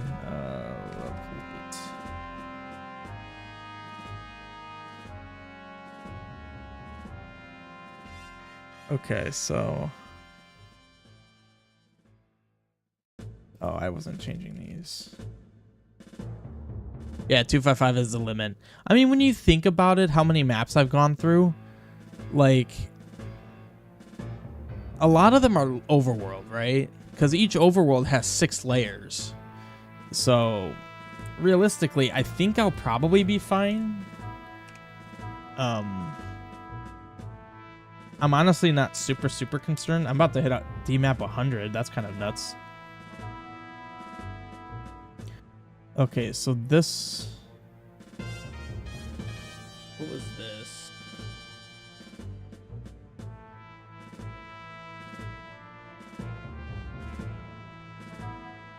So 3 screens. This was this. It's not how I was thinking they'd line up, but... They're tower spires, so... I mean, I have like over 100 maps, so I should be good, hopefully. And I thought, if I recall correctly, I talked to Emily about it. I don't think it would be impossible, what with the efficiency of where ZC's going, raising that to 255 or 512. Because when I first started dev, I think D maps were capped at 255, and now that's at 512. So I wouldn't be surprised if they can eventually make maps be more. Obviously, that just means bigger quest. But yeah.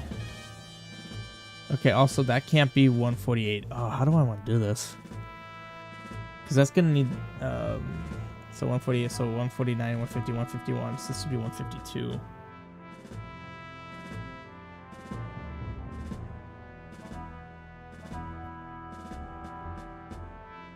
I mean, I really hope they do. I've been able to motivate Emily to make some changes, so hopefully I can say, hey, you wanna bump that map count up for my my last few dungeons, because I by the time I'm even at 200, like, so okay, so this is gonna go up to like 150 something, low 150s. Like all my overworlds are done. Like I don't plan on making any other overworlds. It's all just dungeons at this point that are creating new D maps. Like even caves and residences, maps are already designated for them. So like I have a couple more dungeons here. Like let's actually do a rough count here. So that'll be about, I want to say 3. That'll be, I said that would be 6 floors. Each one has 3, so that'll be 8. No, that won't be 18 maps. Divided by 2, that'll be 9 maps. So that's 12. And then that'll probably contribute 3. That's 15. Forbidden Spire.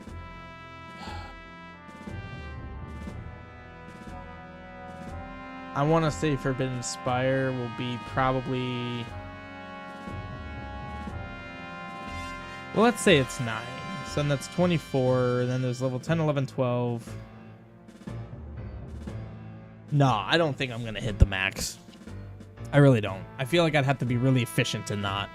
Because like with a rough count in my head, I'm not even getting to 200. And I have 255. So I should be solid. So this is floor 1 and 2. This is 3 and 4.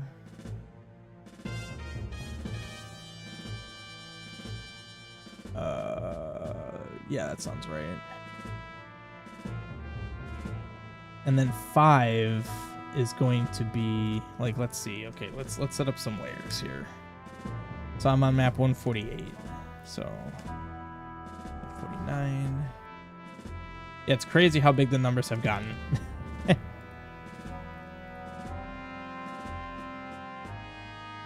So 152.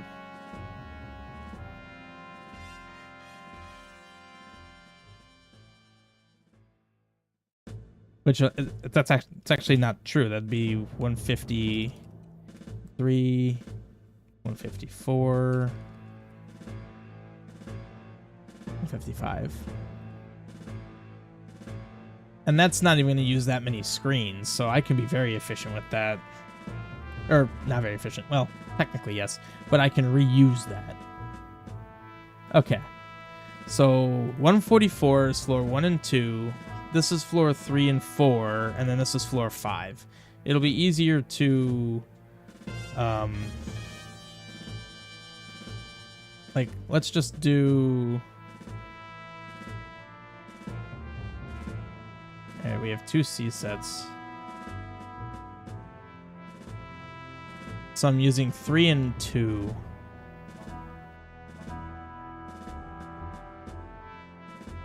The question is where do I want to use each of these layers?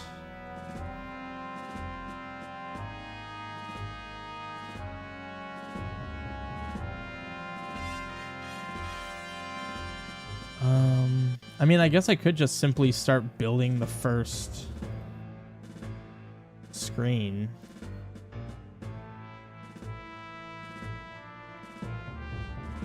What does the map look like?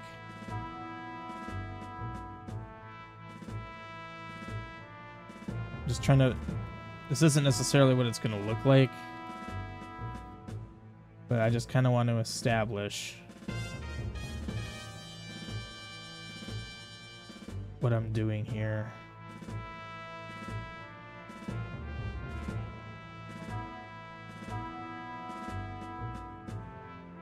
Dang it.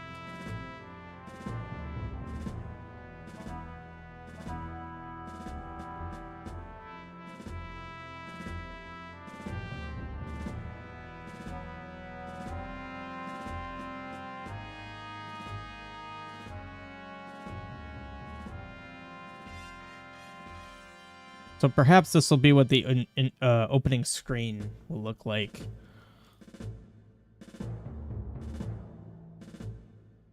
So I think the 2, CSET 2 looks better for the border.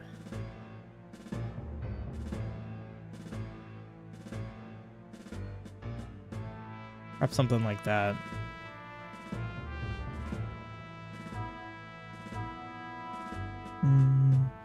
I'll only put like detailing here.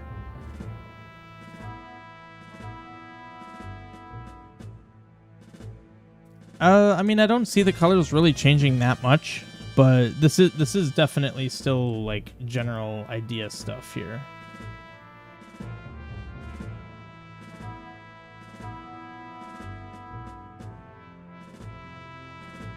I mean, once I start dropping combos like this, it's kind of less general idea. This is kind of as far as I was going. Just to kind of establish, like, I'm using C-sets 2 and 3, and these are the walls I'm using. I actually kind of feel like those walls work a little bit better. I don't know. I kind of like the contrast a little bit, personally. Ooh.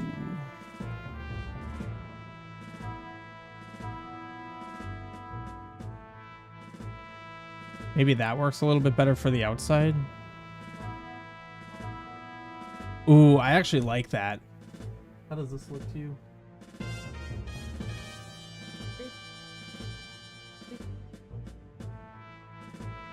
I don't really know. Like, I'm thinking these are like a gray. What are they?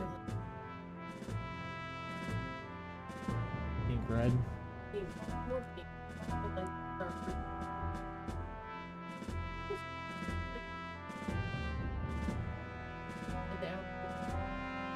That's orange. Yeah, that's fine. Oh. Well, Zach says it looks cool.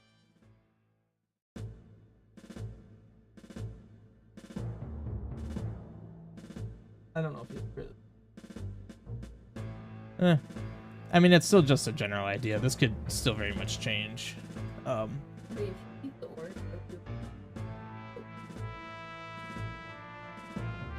I mean, I'll keep that in mind.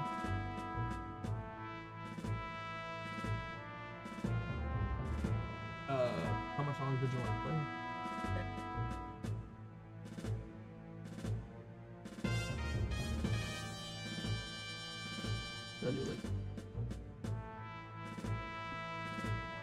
Okay. So I just wanted to establish that screen so that I can do this.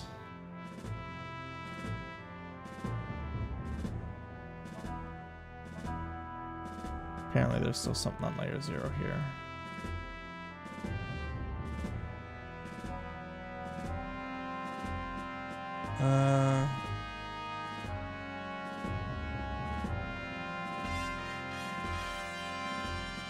It's nice to see your wife helping out. How she can't request dev.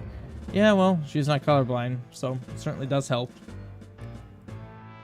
Yeah. Being colorblind does make things a bit challenging sometimes. Okay. She definitely helps with colors, that's for sure. Because I struggle with that. Hang on. Oops. So wait. That's actually the 4th screen down. I put this on the wrong screen. This has to be this.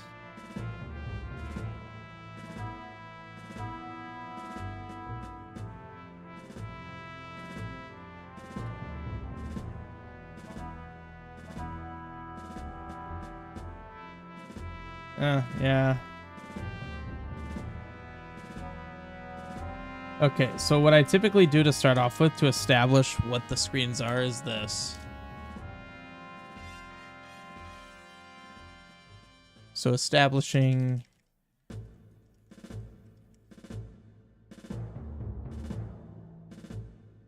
what these screens are going to be.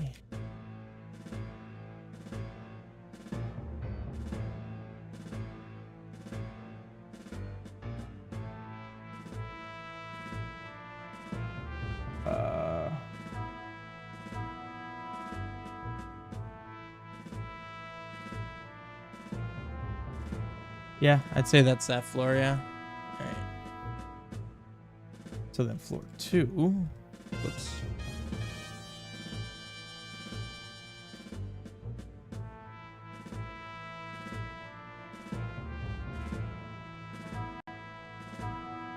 So this just straight up goes across.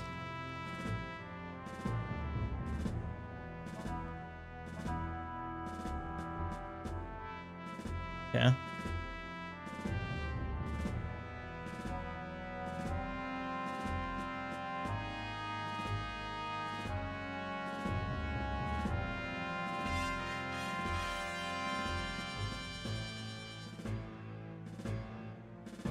Alright, there's floor 2. Floor 3 does not have a screen here. It starts here. And it goes across 6. And then it has 4 above. 2 in the middle.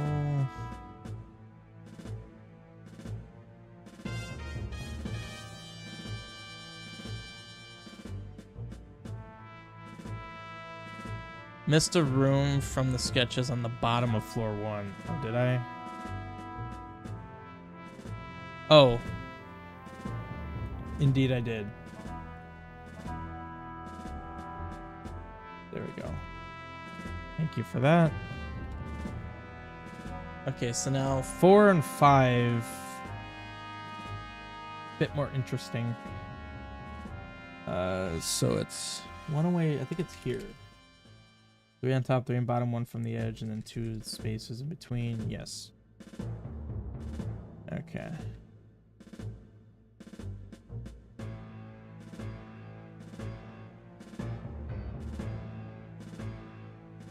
Yeah.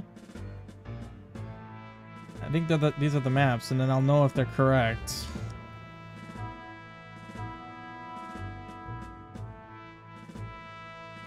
I'd say that looks identical. Oh, wait. I have a couple extra screens on floor 1. Yeah, I went down too far. There we go. I did think that looked a little strange, so that makes sense. That looks identical. Floor 2 looks good. Floor 3. I didn't actually set you to the... Wait.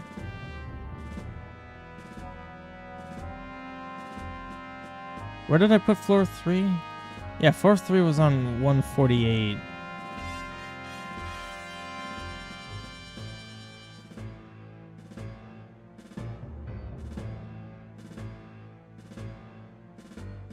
What? Oh, I copied and pasted. Whoops. I didn't actually, like, edit this. Yeah, I was so confused there.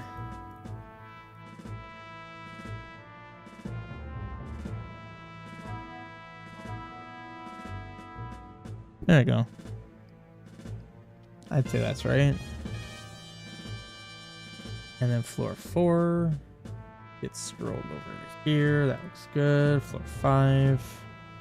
La-di-da. Okay. Cool. Level 8's ready to start working on. So, yeah, in accordance with my drafts. Yeah, that's the start of level 8. This will be the entrance here. It actually has to be here. I was thinking about putting it down here, but it has to be here. And honestly, with this being a bit more of a linear area, because like if I started here, like say this were the entrance, then you have multiple ways you could go off the bat. But with how I'm saying the dungeon's going to be off at the start and giving you a bit more of a linear initial path, basically I need to give you a slightly linear path from here to here. To here, that looks a little better. Or honestly, I could also just zoom out like crazy and then you can see everything. Yeah, so like this screen right here, that's where you enter, and then the boss is going to be here. So giving you a path somewhere in here that's like vaguely linear that'll get you over to the boss. I'm actually kind of thinking perhaps you walk. Maybe there's like stairs here in the center, like on these screens that then link to here that you can then like route your way this way, or maybe some sort of roundabout way. I don't know. I'll have to figure that out, obviously. Yeah, and then you have these towers.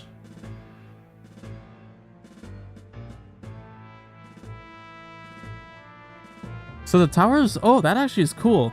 They overlap in the top left and the bottom right. Ooh, that gives some interesting routing potential. Okay. See, it's kind of funny too. I really like getting a map layout that looks cool, and it's sometimes fun to just like accidentally discover like, oh, that'll be good routing potential. Didn't know that when I drew it, but now I know.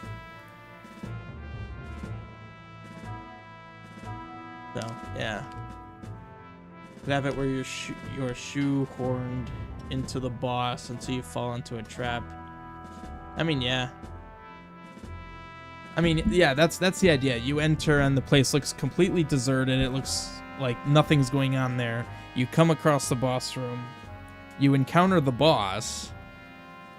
And something happens. He traps you. And I was saying maybe he drops you into the entryway. And then now you got to go back into the dungeon, to the actual dungeon, like it's on. And all I anticipate you doing on that initial venture in, before the dungeon's turned on, which I just realized I could do level state for that. I'm very good now using level states now, ever since level 7, because level 7 literally functions with level states. So I can easily implement the turned on state, where then you need like, oh, I think I lost my train of thought. So that initial run through to the boss will be where you might trigger some stuff, you might do some setup, but it's going to be very limited. You're going to see probably 10% of the dungeon, no more. Turn the boss on, get dropped back down to the entrance, or at least maybe near the entrance. I mean, well, if you're in the boss room and I'm putting the boss above the entrance, it would be the entrance. Then you're able to actually start doing some stuff in the dungeon. And then obviously you get the wand at some point. The wand starts unlocking things, and you finish the dungeon at some point. Is the boss key going to be early here as well, or is the boss door just not going to be there until after? Unless that's not actually the boss room. You encounter the boss there, but maybe that's not the actual boss room. And then to your point, Zach, where the boss doors go, the boss doors will be on the actual boss door. It's an idea.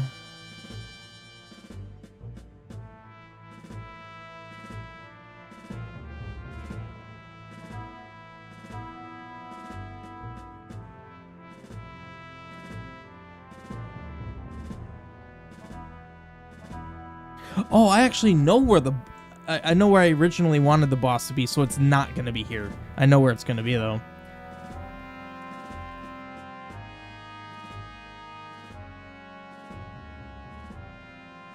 Yeah, I wanted the boss door our boss room on one of the spires, one of the towers.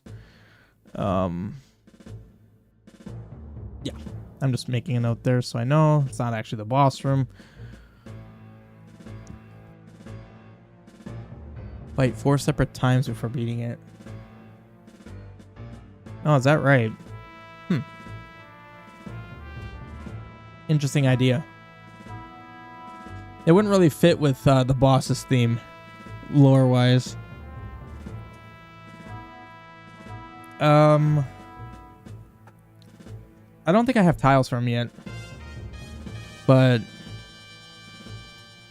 he's a pirate.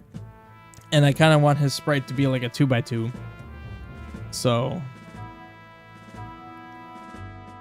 I don't know if there's anything in here that... I don't know if there's anything in here not currently that fits. It doesn't need to be a 2x2. I just figured he would be. Curious if I could find anything here that...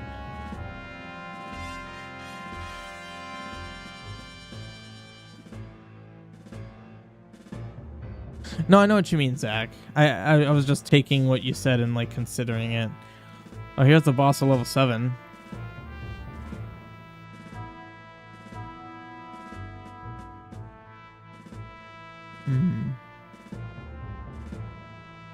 There's Carsight, the boss from my mini quest. Well, the other thing too is like pirates are actually somewhat synonymous with Wizrobe. So like a Wizrobe looking boss. This is a cool looking sprite, but it wouldn't really fit. Huh. Almost night.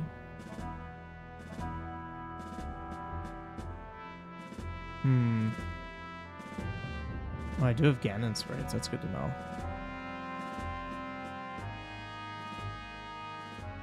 Oh yeah, actual Ganon sprites.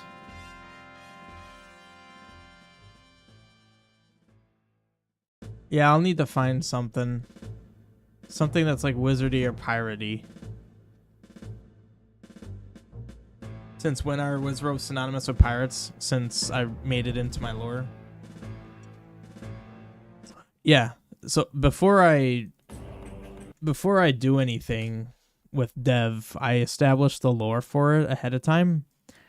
So that I make sure that everything I am developing matches the lore.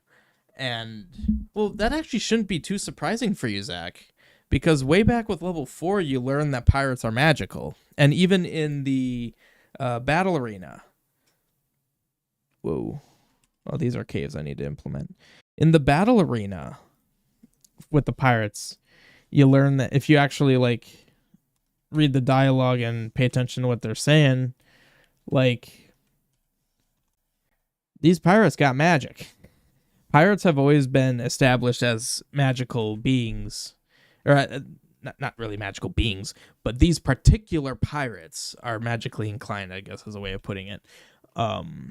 Like, that's why level 4 was a pirate dungeon, but you got the Lens of Truth. So pirates have already been established that they're magically inclined way back to level 4.